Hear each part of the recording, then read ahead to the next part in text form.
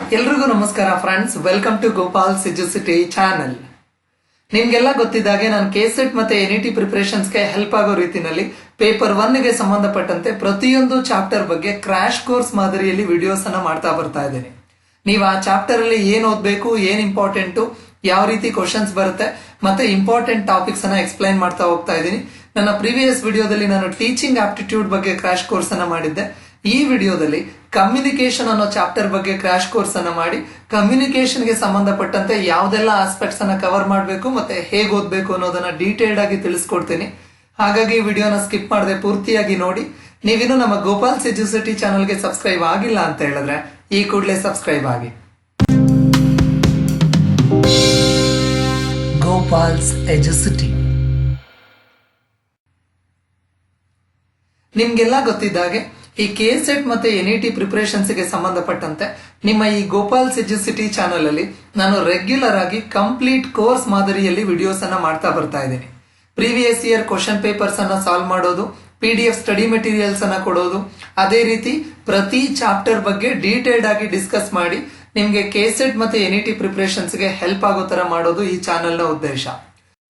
So ನಾನು ಈ ಹಿಂದೆ ಕೆಸೆಟ್ ಮತ್ತೆ NET previous year question paper solve ಮಾಡಿರ್ತಕ್ಕಂಥ ವಿಡಿಯೋಸ್ ಇರ್ಬೋದು, ಮತ್ತೆ ವೇರಿಯಸ್ ಟಾಪಿಕ್ಸ್ ಬಗ್ಗೆ ನಾನು ಮಾಡಿರ್ತಕ್ಕಂಥ ವಿಡಿಯೋಸ್ ಅನ್ನ ನೀವು ಇನ್ನೂ ನೋಡಿಲ್ಲ ಅಂತ ಹೇಳಿದ್ರೆ ಆ ವಿಡಿಯೋ ಲಿಂಕ್ಸ್ ಅನ್ನ ನಾನು ಈ ವಿಡಿಯೋ ಡಿಸ್ಕ್ರಿಪ್ಷನ್ ಅಲ್ಲಿ ಕೊಟ್ಟಿರ್ತೀನಿ. ಮೊದಲು ನೀವು ಆ ವಿಡಿಯೋನ ನೋಡ್ಕೊಂಡು ಆಮೇಲೆ ಈ ವಿಡಿಯೋಗೆ ಬನ್ನಿ, ಯಾಕಂದ್ರೆ ಒಂದು ವಿಡಿಯೋ ಮತ್ತೆ ಇನ್ನೊಂದು ವಿಡಿಯೋ ನಡುವೆ ಲಿಂಕ್ ಇರುತ್ತೆ. ಮತ್ತೆ ನಿಮ್ಗೆ ಕೆಸೆಟ್ ಪೇಪರ್ 1 ಅಥವಾ ಎನ್ಇಟಿ ಪೇಪರ್ 1 ಪ್ರಿಪರೇಷನ್ಸ್ ರಿಲೇಟೆಡ್ ಆಗಿ PDF ಸ್ಟಡಿ ಮೆಟೀರಿಯಲ್ ಬೇಕು ಅಂತ ಹೇಳಿದ್ರೆ ಅದರ ಲಿಂಕ್ ಅನ್ನು ಕೂಡ ನಾನು ವಿಡಿಯೋ ಡಿಸ್ಕ್ರಿಪ್ಷನ್ ಅಲ್ಲಿ ಕೊಟ್ಟಿರ್ತೀನಿ. ನೀವು ಅದ್ರ ಮೇಲೆ ಕ್ಲಿಕ್ ಮಾಡಿಕೊಂಡು ನೀವು ನೋಟ್ಸ್ ಮತ್ತೆ ಸ್ಟಡಿ ಮೆಟೀರಿಯಲ್ಸ್ ಅನ್ನ ಡೌನ್ಲೋಡ್ ಮಾಡ್ಕೊಳ್ಬಹುದಾಗತ್ತೆ. ಸೊ ನಾನು ಈ ಕೆಸೆಟ್ ಅಥವಾ ಎನ್ಇಟಿ ಪ್ರಿಪರೇಷನ್ಸ್ ಗೆ ಹೆಲ್ಪ್ ಆಗೋ ರೀತಿನಲ್ಲಿ ಪೇಪರ್ 1 ಅಲ್ಲಿ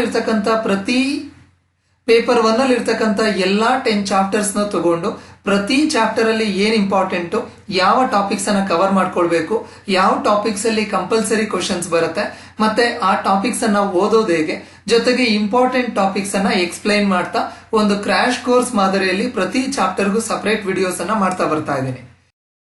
ನನ್ನ ಪ್ರೀವಿಯಸ್ ವಿಡಿಯೋದಲ್ಲಿ ನಾನು ನಿಮ್ಗೆ ಆಲ್ರೆಡಿ ಹೇಳಿದಾಗೆ ಟೀಚಿಂಗ್ ಆಪ್ಟಿಟ್ಯೂಡ್ ಅನ್ನ ಡೀಟೇಲ್ಡ್ ಆಗಿ ಡಿಸ್ಕಸ್ ಮಾಡಿದ್ದೆ. ಅದರ ಮುಂದುವರಿದ ಭಾಗವಾಗಿ ಈ ವಿಡಿಯೋದಲ್ಲಿ ನಾನು ಕಮ್ಯುನಿಕೇಶನ್ ಅನ್ನೋ ಚಾಪ್ಟರ್ ಅನ್ನ ಡೀಟೇಲ್ ಆಗಿ ಡಿಸ್ಕಸ್ ಮಾಡ್ತೀನಿ. ಹಾಗಾಗಿ ವಿಡಿಯೋನ ಸ್ಕಿಪ್ ಮಾಡದೆ ಪೂರ್ತಿಯಾಗಿ ನೋಡಿ. ಮತ್ತೆ ಮರಿದೆ ಈ ವಿಡಿಯೋ ನಿಮ್ಗೆ ಹೇಗೆ ಯೂಸ್ಫುಲ್ ಅನ್ನಿಸ್ತು ಅಥವಾ ಹೇಗೆ ಹೆಲ್ಪ್ಫುಲ್ ಅನ್ನಿಸ್ತು ಅಂತ ಹೇಳಿ ವಿಡಿಯೋ ಕಮೆಂಟ್ ಬಾಕ್ಸ್ ಅಲ್ಲಿ ಕಮೆಂಟ್ ಮಾಡಿ. ಯಾಕಂದ್ರೆ ನಿಮ್ಮ ಆ ಕಮೆಂಟೇ ನನಗೆ ಇನ್ನೊಂದಷ್ಟು ವಿಡಿಯೋಸ್ ಅನ್ನ ಮಾಡ್ಲಿಕ್ಕೆ ಇನ್ಸ್ಪಿರೇಷನ್ ಅಥವಾ ಮೋಟಿವೇಶನ್ ಅನ್ನ ಕೊಡುತ್ತೆ. ಸೊ ಹಾಗಾದ್ರೆ ಈಗ ಈ ಕಮ್ಯುನಿಕೇಶನ್ ಅನ್ನೋ ಚಾಪ್ಟರ್ ಅಲ್ಲಿ ಯಾವ ಟಾಪಿಕ್ಸ್ ಇಂಪಾರ್ಟೆಂಟು, ಮತ್ತೆ ಯಾವ ಟಾಪಿಕ್ ಅನ್ನ ಓದ್ಕೊಳ್ಬೇಕು, ಹೇಗೆ ಓದ್ಬೇಕು, ಯಾವ ಟಾಪಿಕ್ ಏನ್ ಅರ್ಥ ಕೊಡುತ್ತೆ ಅನ್ನೋದನ್ನ ನೋಡೋದಕ್ಕಿಂತ ಮುಂಚೆ ಈ ಒಂದು ವಿಡಿಯೋದಲ್ಲಿ ನಾನು ಯೂಸ್ ಮಾಡಿರ್ತಕ್ಕಂಥ PPT ಇರ್ಬೋದು ಅಥವಾ PDF ಸ್ಟಡಿ ಮೆಟೀರಿಯಲ್ಸ್ ಇರ್ಬೋದು, ಅದನ್ನ ಡೌನ್ಲೋಡ್ ಮಾಡೋದು ಹೇಗೆ ಅಂತ ತೋರಿಸ್ಕೊಡ್ತೀನಿ. ನೀವು ಅದನ್ನ ಡೌನ್ಲೋಡ್ ಮಾಡಬೇಕು ಅಂತ ಹೇಳಿದ್ರೆ ಯಾವ್ದಾದ್ರು ಒಂದು ವೆಬ್ ಬ್ರೌಸರ್ ಅನ್ನ ಓಪನ್ ಮಾಡ್ಕೊಳ್ಳಿ. ಓಪನ್ ಮಾಡ್ಕೊಂಡು ಅಲ್ಲಿ ಸರ್ಚ್ ಬಾರ್ ಅಲ್ಲಿ GC ಎಜುಸಿಟಿ ಅಂತ ಟೈಪ್ ಮಾಡಿ ಎಂಟರ್ ಅನ್ನು ಒತ್ತಿ. ನಿಮ್ಗೆ ಈ gceducity.com ವೆಬ್ಸೈಟ್ ಓಪನ್ ಆಗುತ್ತೆ. ಇಲ್ಲಿ ನಿಮ್ಗೆ ಕೆಸೆಟ್ ಮತ್ತೆ ಎನ್ಇಟಿ ರಿಲೇಟೆಡ್ ಸ್ಟಡಿ ಮೆಟೀರಿಯಲ್ ಬೇಕು ಅಂತ ಹೇಳಿದ್ರೆ ಇಲ್ಲಿ ಮೆನುನಲ್ಲಿ ನೆಟ್ ಆರ್ ಕೆಸೆಟ್ ಅಂತ ಒಂದು ಮೆನು ಕಾಣ್ತಾ ಇದೆ, ಅದರ ಮೇಲೆ ಕ್ಲಿಕ್ ಮಾಡಿ. ಈ ಒಂದು ಮೆನುನಲ್ಲಿ ನಾನು ಕೆಸೆಟ್ ಮತ್ತೆ ಎನ್ಇಟಿ ಪ್ರಿಪರೇಷನ್ಸ್ ಗೆ ಸಂಬಂಧಪಟ್ಟಂತೆ ರೆಗ್ಯುಲರ್ ಆಗಿ ಇನ್ಫಾರ್ಮೇಶನ್ಸ್ ಅನ್ನ ಕೊಡ್ತಾ ಹೋಗ್ತಾ ಇರ್ತೀನಿ. ಇಲ್ಲಿ ನಾನು practice test, previous year solve question papers, PDF study materials ಮತ್ತೆ ವಿಡಿಯೋ ಟ್ಯುಟೋರಿಯಲ್ಸ್ ಎಲ್ಲ ಅಪ್ಲೋಡ್ ಮಾಡಿರ್ತೀನಿ. ನೀವು ಎಲ್ಲಾ ವಿಡಿಯೋಸ್ ಮತ್ತೆ ಎಲ್ಲಾ PDF ಸ್ಟಡಿ ಮೆಟೀರಿಯಲ್ಸ್ ಅನ್ನ ನೋಡ್ಕೊಳ್ಳಿ, ಡೌನ್ಲೋಡ್ ಮಾಡ್ಕೊಂಡು ನಿಮ್ಮ ಪ್ರಿಪರೇಷನ್ಸ್ ಗೆ ಬಳಸ್ಕೊಳ್ಳಿ. ನಾನು ಈ ಒಂದು ವೆಬ್ಸೈಟ್ ಅಲ್ಲಿ ಅಪ್ಲೋಡ್ ಮಾಡ್ತಕ್ಕಂಥ ಎಲ್ಲಾ ಇನ್ಫಾರ್ಮೇಶನ್ ನಿಮ್ಗೆ ರೀಚ್ ಆಗ್ಬೇಕು ಅಂತ ಹೇಳಿದ್ರೆ ನೀವು ಈ ವೆಬ್ಸೈಟ್ ವಿಸಿಟ್ ಮಾಡಿದಾಗ ಇಲ್ಲಿ ಒಂದು ಬೆಲ್ ಐಕಾನ್ ಕಾಣುತ್ತೆ, ಅದ್ರ ಮೇಲೆ ಕ್ಲಿಕ್ ಮಾಡಿ ಅಲೋ ನೋಟಿಫಿಕೇಶನ್ಸ್ ಅಂತ ಕ್ಲಿಕ್ ಮಾಡ್ಕೊಳ್ಳಿ. ಸೊ ದಟ್ ಇನ್ ಫ್ಯೂಚರ್ ನಾನು ಈ ಒಂದು ವೆಬ್ಸೈಟ್ ಗೆ ಅಪ್ಲೋಡ್ ಮಾಡ್ತಕ್ಕಂಥ ಎಲ್ಲಾ ಯೂಸ್ಫುಲ್ ಇನ್ಫಾರ್ಮೇಶನ್ ನಿಮಗೆ ನೋಟಿಫೈ ಆಗುತ್ತೆ. ಸೊ ಹಾಗಾದ್ರೆ ಈಗ ನಾನು ಈ ಕಮ್ಯುನಿಕೇಶನ್ ಅನ್ನೋ ಒಂದು ಚಾಪ್ಟರ್ ಬಗ್ಗೆ ಅಪ್ಲೋಡ್ ಮಾಡಿರ್ತಕ್ಕಂಥ ಸ್ಟಡಿ ಮೆಟೀರಿಯಲ್ ಅನ್ನ ಡೌನ್ಲೋಡ್ ಮಾಡಬೇಕು ಅಂತ ಹೇಳಿದ್ರೆ ನೀವು NET or KSET paper 1 study materials and video tutorials ಅಂತ ಇದೆ, ಈ ಒಂದು ಪೋಸ್ಟ್ ಮೇಲೆ ಕ್ಲಿಕ್ ಮಾಡಿ. ಅಥವಾ ನಾನು ಈ ಒಂದು ಡೈರೆಕ್ಟ್ ಲಿಂಕ್ ಅಡ್ರೆಸ್ ಅನ್ನ ವಿಡಿಯೋ ಡಿಸ್ಕ್ರಿಪ್ಷನ್ ಅಲ್ಲಿ ಕೊಟ್ಟಿರ್ತೀನಿ, ನೀವು ಅದ್ರ ಮೇಲೆ ಬೇಕಾದ್ರೂ ಕ್ಲಿಕ್ ಮಾಡ್ಕೊಂಡು ಈ ಒಂದು ಪೇಜ್ ಗೆ ವಿಸಿಟ್ ಮಾಡಬಹುದಾಗುತ್ತೆ. ಇಲ್ಲಿ ಹಾಗೆ ಕೆಳಗಡೆ ನೀವು ಡ್ರ್ಯಾಗ್ ಮಾಡ್ಕೊಂಡು ಬಂದ್ರೆ ನಾನು ಇಲ್ಲಿ ಎನ್ಇಟಿ ಅಥವಾ ಕೆಸೆಟ್ ಪೇಪರ್ 1 ಗೆ ಸಂಬಂಧಪಟ್ಟಂತ ಕಂಪ್ಲೀಟ್ ಡೀಟೇಲ್ಸ್ ಅನ್ನ ಅಪ್ಲೋಡ್ ಮಾಡಿದ್ದೀನಿ. ವಿಡಿಯೋ ಹಾಕಿದ್ದೀನಿ, how to clear the KSET or NET in single attempt ಅಂತ ಹೇಳಿ. ಕೆಸೆಟ್ ಅಥವಾ ಎನ್ಇಟಿನ ಸಿಂಗಲ್ ಅಟೆಂಪ್ಟ್ ಅಲ್ಲಿ ಕ್ಲಿಯರ್ ಮಾಡ್ಕೊಳ್ಳೋದು ಹೇಗೆ ಅಂತ ಹೇಳಿ. ಸೊ ಆ ಒಂದು ವಿಡಿಯೋನ ನೀವು ನೋಡ್ಕೊಳ್ಳಿ. ಹಾಗೆ ಕೆಳಗಡೆ ಬಂದ್ರೆ ಟೀಚಿಂಗ್ ಆಪ್ಟಿಟ್ಯೂಡ್ ಗೆ ಸಂಬಂಧಪಟ್ಟಂತ ಕ್ರಾಶ್ ಕೋರ್ಸ್ ವಿಡಿಯೋ, ಮತ್ತೆ ಅದರ PDF ಸ್ಟಡಿ ಮೆಟೀರಿಯಲ್ ಕೂಡ ಇದೆ. ನಾನು ಎಲ್ಲಾ ಚಾಪ್ಟರ್ಗೂ ಕ್ರಾಶ್ ಕೋರ್ಸ್ ಮಾದರಿಯಲ್ಲಿ ವಿಡಿಯೋಸ್ ಅನ್ನ ಮಾಡ್ತಾ ಹೋಗ್ತೀನಿ. ಬಟ್ ಈಗ ಟೀಚಿಂಗ್ ಆಪ್ಟಿಟ್ಯೂಡ್ ಆದ್ಮೇಲೆ ನಾನು ಕಮ್ಯುನಿಕೇಶನ್ ಚಾಪ್ಟರ್ ಅನ್ನ ಮಾಡ್ತಾ ಇದ್ದೀನಿ. ನೀವು ಕಮ್ಯುನಿಕೇಶನ್ ಚಾಪ್ಟರ್ಗೆ ಸಂಬಂಧಪಟ್ಟಂತೆ ಸ್ಟಡಿ ಮೆಟೀರಿಯಲ್ ಅನ್ನು ಡೌನ್ಲೋಡ್ ಮಾಡಬೇಕು ಅಂತ ಹೇಳಿದ್ರೆ ಕಮ್ಯುನಿಕೇಶನ್ PDF ಡೌನ್ಲೋಡ್ ಅಂತ ಇದೆ.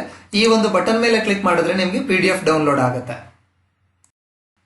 ಅದನ್ನ ಡೌನ್ಲೋಡ್ ಮಾಡಿಕೊಂಡು ನೀವು ಬಳಸ್ಕೊಳ್ಳಿ. ಇದು ನಿಮ್ಗೆ ಕ್ಲಿಯರ್ ಇದೆ ಅಂತ ಹೇಳಿದ್ರೆ ನಾನು ಡೈರೆಕ್ಟ್ ಆಗಿ ವಿಡಿಯೋ ಕಂಟೆಂಟ್ ಗೆ ಮೂವ್ ಆನ್ ಆಗ್ತೀನಿ. ಸೊ ಈ ಒಂದು ವಿಡಿಯೋದಲ್ಲಿ ನಾನು ಈಗ ಆಲ್ರೆಡಿ ಹೇಳಿದಾಗೆ ಕಮ್ಯುನಿಕೇಶನ್ ಅನ್ನೋ ಚಾಪ್ಟರ್ ಬಗ್ಗೆ ಕಂಪ್ಲೀಟ್ ಡೀಟೇಲ್ಸ್ ಅನ್ನ ಕೊಡ್ತೀನಿ. ಹಾಗಾಗಿ ವಿಡಿಯೋನ ಸ್ಕಿಪ್ ಮಾಡದೆ ಪೂರ್ತಿಯಾಗಿ ನೋಡಿ. ಈ ವಿಡಿಯೋ ನಿಮ್ಗೆ ಏನನ್ಸ್ತು ಅಂತ ಹೇಳಿ ಕಮೆಂಟ್ ಬಾಕ್ಸ್ ಅಲ್ಲಿ ಮರೀದೆ ಕಮೆಂಟ್ ಮಾಡಿ. ಸೊ ದಟ್ ನಾನು ಇನ್ನೂ ಒಂದಷ್ಟು ಕ್ವಾಲಿಟೇಟಿವ್ ವಿಡಿಯೋಸ್ ಅನ್ನ ನಿಮ್ ಮುಂದೆ ತರಲಿಕ್ಕೆ ಸಾಧ್ಯ ಆಗುತ್ತೆ. ಸೊ ಹಾಗಾದ್ರೆ ಈಗ ವಿಡಿಯೋ ಕಂಟೆಂಟ್ ಗೆ ಮೂವ್ ಆನ್ ಆಗ್ತೀನಿ. ಸೊ ಈ ಕಮ್ಯುನಿಕೇಶನ್ ಅನ್ನೋ ಚಾಪ್ಟರ್ ಅಲ್ಲಿ ನಾನು ಫಸ್ಟ್ ತಗೊಳ್ತಾ ಇರ್ತಕ್ಕಂತ ಇಂಪಾರ್ಟೆಂಟ್ ಐಟಮ್ ಯಾವುದು ಅಂತ ಹೇಳಿದ್ರೆ ಕಮ್ಯುನಿಕೇಶನ್ ಅಂತ ಹೇಳಿ. ಸೊ ಈ ಕಮ್ಯುನಿಕೇಶನ್ ಅಂದ್ರೆ ಏನು ಅಥವಾ ಈ ಕಮ್ಯುನಿಕೇಶನ್ ಹಿಸ್ಟ್ರಿ ಏನು ಅಂತ ನೋಡೋದಾದ್ರೆ right from the birth of the human being communication ಅನ್ನೋದು ಇದ್ದೇ ಇದೆ. ಅದರ ಫಾರ್ಮ್ಸ್ ಬದಲಾಗ್ತಾ ಬರ್ತಾ ಇರಬಹುದು. ಬಟ್ ಈ ಕಮ್ಯುನಿಕೇಶನ್ ಅಂತಕ್ಕಂಥದ್ದು ಮಾನವ ಅವನ ಹುಟ್ಟಿನ ಜೊತೆಯಿಂದನೇ ಕಟ್ಕೊಂಡು ಬಂದಂತ ಒಂದು ಆಸ್ಪೆಕ್ಟ್ ಇದು. ಸೊ ಹಾಗಾದ್ರೆ ಈ ಕಮ್ಯುನಿಕೇಶನ್ ಅಂತಕ್ಕಂಥ ವರ್ಡ್ ಏನಿದೆ ಈ ವರ್ಡ್ ಲ್ಯಾಟಿನ್ ವರ್ಡ್ ಇಂದ ಡಿರೈವ್ ಮಾಡ್ಕೊಂಡಿದ್ದೀವಿ. ದಿ ಕಮ್ಯುನಿಕೇಶನ್ ಅನ್ನೋ ವರ್ಡ್ ಲ್ಯಾಟಿನ್ ವರ್ಡ್ಸ್ ಅಲ್ಲಿ ಕಮ್ಯುನಿಸ್ಟ್ ಅಂತ ಒಂದು ವರ್ಡ್, ಕಮ್ಯುನಿಕೇರ್ ಅಂತ ಒಂದು ವರ್ಡ್, ಈ ಎರಡೂ ವರ್ಡ್ ಅನ್ನ ಸೇರಿಸ್ಕೊಂಡು ನಾವು ಈ ಕಮ್ಯುನಿಕೇಶನ್ ಅನ್ನೋ ಇಂಗ್ಲಿಷ್ ವರ್ಡ್ ಅನ್ನ ಡಿರೈವ್ ಮಾಡಿದೀವಿ. ಈ ಕಮ್ಯುನಿಸ್ಟ್ ಮತ್ತೆ ಈ ಕಮ್ಯುನಿಕೇರ್ ಅಂದ್ರೆ ಏನ್ ಅರ್ಥ ಅಂತ ಹೇಳಿದ್ರೆ to make common and sharing ಅಂತ ಹೇಳಿ. ಕಮ್ಯುನಿಕೇಶನ್ ಅಂದ್ರೆ ನಾವ್ ಏನೋ ಒಂದನ್ನ ಇನ್ನೊಬ್ರಿಗೆ ಹೇಳೋದು ಅನ್ನೋ ಅರ್ಥ ಕೊಡೋದಿಲ್ಲ. ಈ ಕಮ್ಯುನಿಕೇರ್ ಮತ್ತೆ ಕಮ್ಯುನಿಸ್ಟ್ ಅನ್ನೋ ವರ್ಡ್ಸ್ ಏನ್ ಹೇಳುತ್ತೆ ಅಂದ್ರೆ to make it common or to sharing ಅಂತ ಹೇಳಿ. ಯಾವುದೋ ಒಂದು ವಿಚಾರವನ್ನ ಎಲ್ರಿಗೂ ಕಾಮನ್ ಆಗಿ ಅರ್ಥ ಆಗೋ ರೀತಿ ಮಾಡ್ತಕ್ಕಂಥದ್ದನ್ನ ಕಮ್ಯುನಿಕೇಶನ್ ಅಂತ ಕರಿತೀವಿ ಅಂತ ಹೇಳ್ತಾರೆ.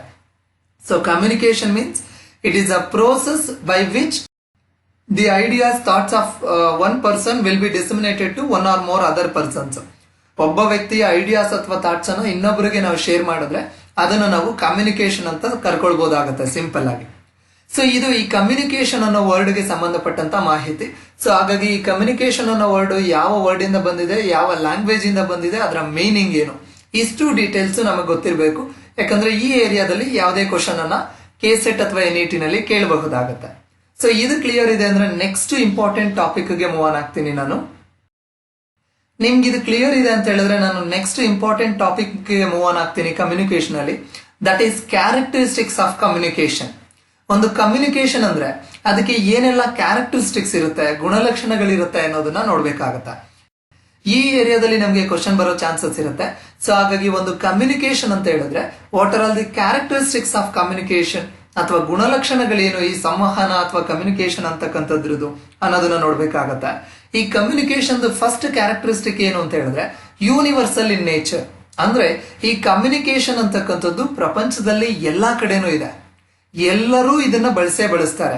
ಐದರ್ ಅನಿಮಲ್ಸ್ ಆರ್ ಹ್ಯೂಮನ್ ಬೀಯಿಂಗ್ಸ್ ಎಲ್ಲರೂ ಕೂಡ ಈ ಕಮ್ಯುನಿಕೇಶನ್ ಅನ್ನೋದನ್ನ ಬಳಸ್ತಾರೆ.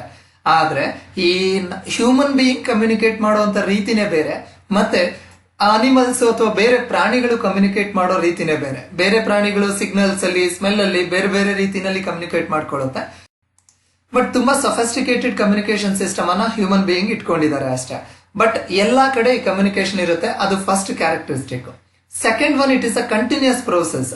ಈ ಕಮ್ಯುನಿಕೇಶನ್ ಅಲ್ಲಿ ಏನಾಗುತ್ತೆ ಅಂತ ಹೇಳಿದ್ರೆ ಸೆಂಡರ್ ಅಥವಾ ಕಮ್ಯುನಿಕೇಟ್ ಮಾಡ್ತಕ್ಕಂಥ ವ್ಯಕ್ತಿ ಏನೋ ಒಂದಷ್ಟು ಇನ್ಫಾರ್ಮೇಶನ್ ಅನ್ನ ಕೊಡ್ತಾರೆ. ಆ ಮೆಸೇಜ್ ರಿಸೀವರ್ ಗೆ ಪಾಸ್ ಆನ್ ಆಗುತ್ತೆ. ರಿಸೀವರ್ ಇನ್ನೊಂದಷ್ಟು ಡೌಟ್ ಅಥವಾ ಏನೋ ಫೀಡ್ಬ್ಯಾಕ್ ಕೊಡ್ತಾನೆ. ಈ ರೀತಿ ಕಮ್ಯುನಿಕೇಶನ್ ಅಂತಕ್ಕಂಥದ್ದು continuous process. It is not a one time process or single time process ಅಲ್ಲ, ಕಂಟಿನ್ಯೂಸ್ ಆಗಿ ಈ ಕಮ್ಯುನಿಕೇಶನ್ ಅಂತಕ್ಕಂಥದ್ದು ನಡೀತಾನೆ ಇರುತ್ತೆ. ಸೊ ಹಾಗಾಗಿ it is universal in nature, continuous process ಆಗಿರುತ್ತೆ ಈ ಕಮ್ಯುನಿಕೇಶನ್ ಅಂತಕ್ಕಂಥದ್ದು. ಅದಾದ್ಮೇಲೆ it is omnipresent. So omnipresent ಅಂತ ಹೇಳಿದ್ರೆ ಸರ್ವಾಂತರ್ಯಾಮಿ ಅನ್ಬೋದು. ಇದು ಎಲ್ಲಾ ಕಡೆ ಇರುತ್ತೆ. ಈ ಕಮ್ಯುನಿಕೇಶನ್ ಅಂತಕ್ಕಂಥದ್ದು ನಮ್ಮ ಪ್ರಪಂಚದಲ್ಲಿ ಎಲ್ಲಾ ಕಡೆ ಇರುತ್ತೆ. ಸೊ ಹಾಗಾಗಿ ಕಮ್ಯುನಿಕೇಶನ್ ಅಂತಕ್ಕಂಥದ್ದು ಯೂನಿವರ್ಸಲ್ ಇನ್ ನೇಚರ್ ಇರುತ್ತೆ, ಕಂಟಿನ್ಯೂಸ್ ಪ್ರೋಸೆಸ್ ಇರುತ್ತೆ, ಓಮ್ನಿ ಪ್ರೆಸೆಂಟ್ ಇರುತ್ತೆ. Next very important characteristic of communication ಅಂತ ಹೇಳಿದ್ರೆ it is a social process. Very important. We will claim human being as a social animal. ನಾವು ಈ ಮಾನವರನ್ನ social animal ಅಂತ ಕರ್ಕೊಳ್ತೀವಿ. ಈ ಸಾಮಾಜಿಕ ಜೀವಿ ಅಥವಾ ಸಂಘ ಜೀವಿ ಅಂತ ಕರ್ಕೊಳ್ಬೇಕು ಅಂತ ಹೇಳಿದ್ರೆ ಈ ಮನುಷ್ಯನ್ನ ಅವನನ್ನ ಆ ರೀತಿ ಕರ್ಕೊಳ್ಳಿಕ್ಕೆ ಬಹುಮುಖ್ಯವಾದಂತ ಕಾರಣ ಅಂತ ಹೇಳಿದ್ರೆ ಕಮ್ಯುನಿಕೇಶನ್ ಪ್ರೋಸೆಸ್. ಅಂದ್ರೆ ತನ್ನ ಭಾವನೆಗಳನ್ನ, ತನ್ನ ನೋವುಗಳನ್ನ ಅಥವಾ ಸಂತೋಷವನ್ನ ಇನ್ನೊಬ್ಬರಿಗೆ ಮುಕ್ತವಾಗಿ ವ್ಯಕ್ತಪಡಿಸ್ತಕ್ಕಂತ ಒಂದು ಅವಕಾಶ ಈ ಹ್ಯೂಮನ್ ಬೀಯಿಂಗ್ ಇದೆ. ಬೇರೆ ಅನಿಮಲ್ಸ್ ಹೋಲಿಸಿದ್ರೆ ಅವರಿಗಿಂತಾನು ತುಂಬಾ ಉತ್ಕೃಷ್ಟವಾಗಿ ಸೊಫೆಸ್ಟಿಕೇಟೆಡ್ ಆಗಿ ತನ್ನ ವಿಚಾರಧಾರೆಗಳನ್ನ ಇನ್ನೊಬ್ಬರಿಗೆ ತಿಳಿಸ್ತಕ್ಕಂತ ಎಬಿಲಿಟಿ ಇರೋದ್ರಿಂದ ಅವನನ್ನ ನಾವು ಸೋಷಿಯಲ್ ಅನಿಮಲ್ ಅಂತ ಕರಿತೀವಿ. ಹಾಗಾಗಿ ಈ ಒಂದು ಹ್ಯೂಮನ್ ಬೀಯಿಂಗ್ ಅನ್ನ ಸೋಷಿಯಲ್ ಅನಿಮಲ್ ಅಂತ ಕರ್ಕೊಳ್ಬೇಕು ಅನ್ನೋದಕ್ಕೆ ಮೇಜರ್ ಕಾಂಟ್ರಿಬ್ಯೂಷನ್ ಕಮ್ಯುನಿಕೇಶನ್. ಯಾಕಂತ ಹೇಳಿದ್ರೆ ಈ ಕಮ್ಯುನಿಕೇಶನ್ ಸೋಷಿಯಲ್ ಪ್ರೋಸೆಸ್. ಅಂದ್ರೆ ಇಬ್ಬರ ನಡುವೆ ಒಂದು ಸೋಷಿಯಲ್ ರಿಲೇಶನ್ಶಿಪ್ ಬಿಲ್ಡ್ ಆಗ್ಬೇಕು ಅಂದ್ರೆ ಅಲ್ಲಿ ಕಮ್ಯುನಿಕೇಶನ್ ನಡೆದಾಗ ಮಾತ್ರ ಸಾಧ್ಯ ಆಗುತ್ತೆ. ಸೊ ಹಾಗಾಗಿ ಈ ಕಮ್ಯುನಿಕೇಶನ್ ನೆಕ್ಸ್ಟ್ ಇಂಪಾರ್ಟೆಂಟ್ ಕ್ಯಾರೆಕ್ಟರಿಸ್ಟಿಕ್ ಏನು ಅಂತ ಹೇಳಿದ್ರೆ it is a social process. So ಇದು ನಿಮ್ಗೆ ಕ್ಲಿಯರ್ ಇದೆ ಅಂತ ಹೇಳಿದ್ರೆ ನಾನು ನೆಕ್ಸ್ಟ್ ಟಾಪಿಕ್ ಗೆ ಮೂವ್ ಆನ್ ಆಗ್ತೀನಿ. ನೆಕ್ಸ್ಟ್ ಟಾಪಿಕ್ ಯಾವುದು ಅಂತ ಹೇಳಿದ್ರೆ ಪ್ರೋಸೆಸ್ ಆಫ್ ಕಮ್ಯುನಿಕೇಶನ್. ಸೊ ಈ ಪ್ರೋಸೆಸ್ ಆಫ್ ಕಮ್ಯುನಿಕೇಶನ್ ಏನಿರುತ್ತೆ, ಈ ಏರಿಯಾದಲ್ಲಿ ಯೂಶುವಲಿ ನಿಮ್ಗೆ ಕಂಪಲ್ಸರಿ ಕ್ವಶನ್ಸ್ ಇದ್ದೇ ಇರುತ್ತೆ. ಒಂದು ಕ್ವಶನ್ ಅಂತೂ ಎಲ್ಲಾ ಕ್ವಶನ್ ಪೇಪರ್ ಅಲ್ಲಿ ಯೂಶುವಲಿ ಇದ್ದೇ ಇರುತ್ತೆ, ಪ್ರೋಸೆಸ್ ಆಫ್ ಕಮ್ಯುನಿಕೇಶನ್. ಸೊ ನಾವು ಏನೇ ಒಂದು ತಗೊಂಡ್ರು ಕೂಡ ಅಲ್ಲಿ ಅದರದೇ ಆದ ಒಂದು ಪ್ರೊಸೀಜರ್ ಇರುತ್ತೆ ಅಥವಾ ಪ್ರೋಸೆಸ್ ಇರುತ್ತೆ. ಅದೇ ರೀತಿ ಒಂದು ಕಮ್ಯುನಿಕೇಶನ್ ನಡಿಬೇಕು ಅಂದ್ರೂ ಕೂಡ ಅಲ್ಲಿಯೂ ಕೂಡ ಒಂದು ಪ್ರೋಸೆಸ್ ಇರುತ್ತೆ. ನಾವು ಎವ್ರಿ ಡೇ ಕಮ್ಯುನಿಕೇಟ್ ಮಾಡ್ತಾ ಇರ್ತೀವಿ. ನಾವು ಕಮ್ಯುನಿಕೇಟ್ ಮಾಡದೇ ಇರೋ ದಿನನೇ ಇಲ್ಲ. ಬೆಳಗ್ಗೆಯಿಂದ ರಾತ್ರಿವರೆಗೂ ಒಂದ್ ವರ್ಡ್ ಮಾತಾಡದೆ ನಾವು ಯಾವ ದಿನಾನು ಕಳಿಯೋದಿಲ್ಲ. ನಾವು ಎವ್ರಿ ಡೇ ಮಾತಾಡ್ತಾನೆ ಇರ್ತೀವಿ, ಕಮ್ಯುನಿಕೇಶನ್ ಮಾಡ್ತಾನೆ ಇರ್ತೀವಿ. ಆದ್ರೆ ಕಾಶಿಯಸ್ ಆಗಿ ನಾವು ಈ ಕಮ್ಯುನಿಕೇಶನ್ ಪ್ರೋಸೆಸ್ ಬಗ್ಗೆ ಕಾನ್ಸಂಟ್ರೇಟ್ ಮಾಡಿರೋದಿಲ್ಲ. ಸೊ ಹಾಗಾಗಿ ನಮ್ಗೆ ಈ ಕಮ್ಯುನಿಕೇಶನ್ ಪ್ರೋಸೆಸ್ ಬಗ್ಗೆ ಗೊತ್ತಿರೋದಿಲ್ಲ. ನಮಗೆ ಗೊತ್ತಿರೋಂತ ಇನ್ಫಾರ್ಮೇಶನ್ ಈ ಕಮ್ಯುನಿಕೇಶನ್ ಪ್ರೋಸೆಸ್ ಅಂದ್ರೆ ಏನು ಅಂತ ಒಂದು ಸ್ಟ್ರಕ್ಚರ್ಡ್ ಫಾರ್ಮ್ಯಾಟ್ ಅಲ್ಲಿ ನಿಮ್ಗೆ ನಾನು ಈಗ ಎಕ್ಸ್ಪ್ಲೈನ್ ಮಾಡ್ತೀನಿ. ಬಟ್ ಈ ಏರಿಯಾದಲ್ಲಿ ಕಂಪಲ್ಸರಿ ಕ್ವಶನ್ ಬಂದೇ ಬರುತ್ತೆ. ಹಾಗಾಗಿ ಈ ಏರಿಯಾನ ಸ್ವಲ್ಪ ಕೇರ್ಫುಲ್ ಆಗಿ ಡೆಪ್ತ್ ಆಗಿ ನೋಡ್ಕೊಳ್ಳಿ. ಮತ್ತೆ ವೆರಿ ಇಂಪಾರ್ಟೆಂಟ್ ಥಿಂಗ್ ಅಂದ್ರೆ ನಾನು ಏನ್ ಎಕ್ಸ್ಪ್ಲೈನ್ ಮಾಡ್ತೀನಿ ಅಷ್ಟು ಕನ್ಸ್ಟ್ರೈನ್ ಆಗಬೇಡಿ. ಜಸ್ಟ್ ನಾನು ಏನೇನೆಲ್ಲ ಬರಬಹುದು ಅಂತ ಹೇಳಿ ನಿಮ್ಗೊಂದು ಬ್ಲೂ ಪ್ರಿಂಟ್ ಟೈಪ್ ಕೊಡ್ತೀನಿ. ನೀವು ಆ ಏರಿಯಾದಲ್ಲಿ ಇನ್ ಡೆಪ್ತ್ ಓದ್ಕೊಂಡು ಹೋದ್ರೆ ಈ ಒಂದು ಟಾಪಿಕ್ ಗೆ ಸಂಬಂಧಪಟ್ಟಂತೆ ಏನೇ ಕ್ವಶನ್ ಕೇಳಿದ್ರು ಆನ್ಸರ್ ಮಾಡಬಹುದಾಗುತ್ತೆ. ಅದರಲ್ಲೂ ಈ ಕಮ್ಯುನಿಕೇಶನ್ ಚಾಪ್ಟರ್ ಅಂತೂ ತುಂಬಾ ಈಸಿಯೆಸ್ಟ್ ಚಾಪ್ಟರ್ ಆಗಿರುತ್ತೆ. ನೀವು ಸ್ವಲ್ಪ ಕಾನ್ಸಂಟ್ರೇಟ್ ಮಾಡಿ ಓದ್ಕೊಂಡ್ರೆ ಈ ಒಂದು ಚಾಪ್ಟರ್ ಅಲ್ಲಿ ಬರ್ತಕ್ಕಂಥ 5 ಕ್ವಶನ್ಗೆ ನೀವು ಆನ್ಸರ್ ಮಾಡಿ 10 ಮಾರ್ಕ್ಸ್ ಅನ್ನ ಸ್ಕೋರ್ ಮಾಡಬಹುದಾಗುತ್ತೆ. ಸೊ ಹಾಗಾದ್ರೆ ಈಗ ಪ್ರೋಸೆಸ್ ಆಫ್ ಕಮ್ಯುನಿಕೇಶನ್ ನೋಡೋಣ. ಪ್ರೋಸೆಸ್ ಆಫ್ ಕಮ್ಯುನಿಕೇಶನ್ ಅಲ್ಲಿ ಫಸ್ಟ್ ಸ್ಟೇಜ್ ಏನ್ ಬರುತ್ತೆ ಅಂತ ಹೇಳಿದ್ರೆ ಸೆಂಡರ್. ಸೊ ಒಂದು ಕಮ್ಯುನಿಕೇಶನ್ ನಡಿಬೇಕು ಅಂದ್ರೆ ಫಸ್ಟ್ ಅಲ್ಲಿ ಸೆಂಡರ್ ಇರಬೇಕಾಗುತ್ತೆ. ಈ ಸೆಂಡರ್ ಅಂದ್ರೆ ಯಾರು ಅಂದ್ರೆ sender is a person one who sends the message. ಯಾವ ವ್ಯಕ್ತಿ ಮೆಸೇಜ್ ಅನ್ನ ಕಳಿಸ್ತಾನೆ ಆ ವ್ಯಕ್ತಿ ಸೆಂಡರ್ ಆಗ್ತಾನೆ. ಸೊ ಸೆಂಡರ್ ಇರ್ತಾರೆ, ಅದು ಫಸ್ಟ್ ಸ್ಟೇಜ್. ಅದಾದ್ಮೇಲೆ ನೆಕ್ಸ್ಟ್ ಸ್ಟೇಜ್ ಏನಂತ ಹೇಳಿದ್ರೆ ಮೆಸೇಜ್. ಸೊ ನಾನು ಏನಾದ್ರೂ ಒಂದು ಕಮ್ಯುನಿಕೇಟ್ ಮಾಡಬೇಕು ಯಾರ ಜೊತೆಗೂ ಅಂದ್ರೆ ಏನಾದ್ರೂ ಅನ್ನೋ ಆ ವಿಷಯ ಇರಬೇಕಾಗುತ್ತೆ. ಆ ವಿಷಯ ಅಥವಾ ಕಂಟೆಂಟ್ ಆಫ್ ಕಮ್ಯುನಿಕೇಶನ್ ಏನಿರುತ್ತೆ ಅದನ್ನೇ ನಾವು ಮೆಸೇಜ್ ಅಂತ ಕರಿತೀವಿ. ಆ ಮೆಸೇಜ್ ಕಳಿಸೋರನ್ನ ಸೆಂಡರ್ ಅಂತ ಕರಿತೀವಿ.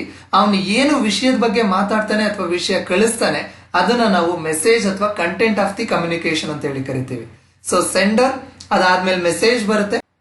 ಈ ಮೆಸೇಜ್ ಆದ್ಮೇಲೆ ನೆಕ್ಸ್ಟ್ ವೆರಿ ಇಂಪಾರ್ಟೆಂಟ್ ಪ್ರೋಸೆಸ್ ಅಂತ ಹೇಳಿದ್ರೆ ಎನ್ಕೋಡ್ ಅಥವಾ ಎನ್ಕೋಡಿಂಗ್ ಅಂತ ಹೇಳಿ. ಸೊ ಈ ಎನ್ಕೋಡ್ ಅಂತ ಹೇಳಿದ್ರೆ ಕೋಡಿಂಗ್ ಆಫ್ ದಿ ಮೆಸೇಜ್ ಅಂತ ಹೇಳ್ತೀವಿ.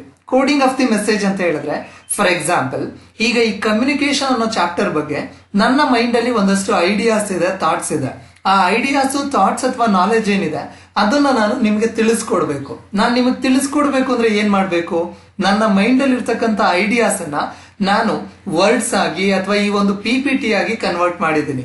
That is what encoding. ಆ ಮೆಸೇಜ್ ಐಡಿಯಾಸ್ ಅಥವಾ ಥಾಟ್ಸ್ ಏನಿರುತ್ತೆ ಅದನ್ನ ನೀವು ಲೆಟರ್ಗೋ ಅಥವಾ ಬೇರೆ ವರ್ಡ್ಸ್ಗೋ ಯಾವುದೋ ರೀತಿನಲ್ಲಿ ಕನ್ವರ್ಟ್ ಮಾಡ್ತೀವಲ್ಲ ಅದನ್ನ ನಾವು ಎನ್ಕೋಡಿಂಗ್ ಅಂತ ಕರಿತೀವಿ. ಅದ್ರ ಜೊತೆಗೆ ಇನ್ನೂ ಕೆಲವು ಸಂದರ್ಭಗಳಲ್ಲಿ ಎನ್ಕೋಡಿಂಗ್ ಅನ್ನೋದಕ್ಕೆ ಏನ್ ಅರ್ಥ ಬರುತ್ತೆ ಅಂದ್ರೆ ಈಗ ಸೆಂಡರ್ ಇರ್ತಾನೆ, ರಿಸೀವರ್ ಇರ್ತಾರೆ, ಇನ್ ಬಿಟ್ವೀನ್ ಆ ಮೆಸೇಜಸ್ ಬೇರೆ ಯಾರಿಗೂ ಅರ್ಥ ಆಗ್ಬಾರ್ದು ಅಂತ ಹೇಳಿ ಆ ಮೆಸೇಜಸ್ ನ ಬೇರೆ ಯಾರಿಗೂ ಅರ್ಥ ಆಗದೆ ಇರೋ ಲ್ಯಾಂಗ್ವೇಜ್ ಗೆ ಕನ್ವರ್ಟ್ ಮಾಡೋದನ್ನು ಕೂಡ ನಾವು ಎನ್ಕೋಡಿಂಗ್ ಅಂತ ಹೇಳಿ ಕರಿತೀವಿ. ಸೊ ನಾವು ಚಿಕ್ಕ ವಯಸ್ಸಲ್ಲಿ ಕೋಡಿಂಗ್ ಲ್ಯಾಂಗ್ವೇಜ್ ಅಲ್ಲಿ ಎಲ್ಲ ಮಾತಾಡ್ಕೊಂಡು ಏನ್ ಮಾಡ್ತಾ ಇದ್ವಿ ಅಂದ್ರೆ ನಮ್ಮ ಪಕ್ಕದಲ್ಲಿರೋರ್ಗೆ ಅರ್ಥ ಆಗ್ಬಾರ್ದು, ನಾವು ಯಾರಿಗೆ ಹೇಳ್ಬೇಕು ಅನ್ಕೊಂಡಿದೀವಿ ಅವ್ರಿಗೆ ಮಾತ್ರ ಹೇಳ್ಬೇಕು ಅಂತ ನಮ್ಮ ಮೆಸೇಜ್ ಲ್ಯಾಂಗ್ವೇಜ್ ಅನ್ನೋ ಅಥವಾ ಅದರ ಫಾರ್ಮ್ಯಾಟ್ ಅನ್ನೋ ಏನೋ ಚೇಂಜ್ ಮಾಡಿದ್ರೆ ಅದನ್ನು ಕೂಡ ನಾವು ಎನ್ಕೋಡಿಂಗ್ ಅಂತ ಹೇಳಿ ಕರ್ಕೊಳ್ತೀವಿ. ಸೊ ಎನ್ಕೋಡಿಂಗ್ ಅಂದ್ರೆ ಐಡಿಯಾಸ್ ಅನ್ನ ವರ್ಡ್ಸ್ ಕನ್ವರ್ಟ್ ಮಾಡೋದು ಅಥವಾ ವರ್ಡ್ಸ್ ರಿಸೀವರ್ ಮಾತ್ರ ಅರ್ಥ ಆಗೋ ರೀತಿನಲ್ಲಿ ಆ ವರ್ಡ್ಸ್ ಅನ್ನ ನಾವು ಕೋಡ್ ಮಾಡ್ತಕ್ಕಂಥದ್ದನ್ನ ಎನ್ಕೋಡಿಂಗ್ ಅಂತ ಹೇಳಿ ಕರಿತೀವಿ.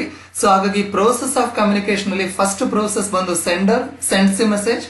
ಅದಾದ್ಮೇಲೆ ನಮಗೆ ಮೆಸೇಜ್ ಬರುತ್ತೆ, that is the content of the message. ಆ ಕಂಟೆಂಟ್ ಆಫ್ ದಿ ಮೆಸೇಜ್ ರಿಸೀವರ್ಗೆ ಅರ್ಥ ಆಗೋ ರೀತಿನಲ್ಲಿ ಅಥವಾ ಬೇರೆ ಇನ್ಯಾರಿಗೂ ಅರ್ಥ ಆಗದೆ ಇರೋ ರೀತಿನಲ್ಲಿ ನಾವು ಕೋಡಿಂಗ್ ಮಾಡ್ತಕ್ಕಂಥದ್ದನ್ನ ಎನ್ಕೋಡಿಂಗ್ ಅಂತ ಹೇಳಿ ಕರಿತೇವೆ. ಸೊ ಇದಾದ್ಮೇಲೆ ನೆಕ್ಸ್ಟ್ ವೆರಿ ಇಂಪಾರ್ಟೆಂಟ್ ಪ್ರೋಸೆಸ್ ಬರುತ್ತೆ ಚಾನಲ್. ಚಾನಲ್ ಅಂತ ಹೇಳಿದ್ರೆ medium through which message transmits. ಅಂದ್ರೆ ನಾವು ಏನೋ ಒಂದು ಹೇಳ್ತೀವಿ ಇನ್ನೊಬ್ರಿಗೆ ಅಂತ ಹೇಳಿದ್ರೆ ಅದು ಆ ಇನ್ನೊಬ್ರಿಗೆ ರೀಚ್ ಆಗ್ಲಿಕ್ಕೆ ಒಂದು ಮೀಡಿಯಂ ಬೇಕು, ಒಂದು ಮಾಧ್ಯಮ ಬೇಕು. ಸೊ ಆ ಮಾಧ್ಯಮವನ್ನೇ ನಾವು ಚಾನಲ್ ಅಂತ ಹೇಳಿ ಕರ್ಕೊಳ್ತೀವಿ. ಫಾರ್ ಎಕ್ಸಾಂಪಲ್, ನಾನು ಓವರ್ ಫೋನ್ ನನ್ನ ಫ್ರೆಂಡ್ ಕಾಲ್ ಮಾಡ್ತೀನಿ ಅಂದ್ರೆ ನೆಟ್ವರ್ಕ್ ನಾನು ಏನ್ ಯೂಸ್ ಮಾಡ್ತೀನಿ ಅದನ್ನೇ ನಾವು ಚಾನಲ್ ಅಂತ ಹೇಳಿ ಕರ್ಕೊಳ್ತೀವಿ. ಸೊ ಚಾನಲ್ ಅಂತ ಹೇಳಿದ್ರೆ medium of message so channel ಅಂತ ಹೇಳಿದ್ರೆ medium through which message transfers. ಅಂದ್ರೆ ಮಾಧ್ಯಮ ಅಂತ ಹೇಳಿದ್ರೆ ಸಂವಹನದಲ್ಲಿ ಅದು ಯಾವುದರ ಮೂಲಕ ಮೆಸೇಜ್ ಟ್ರಾನ್ಸ್ಫರ್ ಆಗುತ್ತೆ ಅದನ್ನ ನಾವು ಮೀಡಿಯಂ ಅಥವಾ ಚಾನಲ್ ಅಂತ ಹೇಳಿ ಕರ್ಕೊಳ್ತೀವಿ. ಈಗ ಟೆಲಿಫೋನ್ ಮಾಡಿದ್ರೆ ಟೆಲಿಫೋನ್ ಲೈನ್ ಏನಿರುತ್ತೆ ಅದು ಮೀಡಿಯಂ. ಅದೇ ಕ್ಲಾಸ್ ರೂಮ್ ಮಾಡಿದ್ರೆ ನಾವು ಕ್ಲಾಸ್ ರೂಮ್ ಒಳಗಡೆ ಏನ್ ಬಳಸ್ಕೊಳ್ತೀವಿ ಎಜುಕೇಶನ್ ಅನ್ನ ಅಥವಾ ಇನ್ಫಾರ್ಮೇಶನ್ ಅನ್ನ ಕೊಡ್ಲಿಕ್ಕೆ ಅದು ಮೀಡಿಯಂ. ಈ ರೀತಿ ಮೀಡಿಯಂ ಆಫ್ ಮೆಸೇಜ್ ಟ್ರಾನ್ಸ್ಮಿಷನ್ ಅನ್ನ ಚಾನಲ್ ಅಂತ ಕರಿತೀವಿ. Next very important process communication process ಅಲ್ಲಿ ರಿಸೀವರ್. ಸೊ ಜಸ್ಟ್ ಮೆಸೇಜ್ ಕಳ್ಸೋರು ಇದ್ಬಿಟ್ರೆ ಸಾಕಾಗಲ್ಲ, ವೆರಿ ಇಂಪಾರ್ಟೆಂಟ್ ಆಗಿ ರಿಸೀವರ್ ಇರಬೇಕಾಗತ್ತೆ. ರಿಸೀವರ್ ಅಂತ ಹೇಳಿದ್ರೆ is the person one who receives the message. ಯಾವ ವ್ಯಕ್ತಿ ಮೆಸೇಜ್ ಅನ್ನ ರಿಸೀವ್ ಮಾಡ್ಕೊಳ್ತಾನೆ ಅವರನ್ನ ನಾವು ರಿಸೀವರ್ ಅಂತ ಹೇಳಿ ಕರಿತೀವಿ. ಸೊ ಹಾಗಾಗಿ ಸೆಂಡರ್ ಇರ್ತಾರೆ, ಮೆಸೇಜ್ ಇರುತ್ತೆ, ಮೆಸೇಜ್ ಅನ್ನ ರಿಸೀವರ್ಗೆ ಮಾತ್ರ ಅರ್ಥ ಆಗೋ ರೀತಿನಲ್ಲಿ ನಾವು ಕೋಡ್ ಮಾಡ್ತಕ್ಕಂಥದ್ದನ್ನ ಎನ್ಕೋಡ್ ಅಂತ ಕರಿತೀವಿ. ಯಾವ ಮಾಧ್ಯಮದ ಮೂಲಕ ಮೆಸೇಜ್ ಹೋಗುತ್ತೆ ಅದನ್ನ ಚಾನಲ್ ಅಂತ ಕರಿತೀವಿ. ಯಾರು ಮೆಸೇಜ್ ಅನ್ನ ರಿಸೀವ್ ಮಾಡ್ಕೊಳ್ತಾರೆ ಅವರನ್ನ ರಿಸೀವರ್ ಅಂತ ಕರಿತೀವಿ.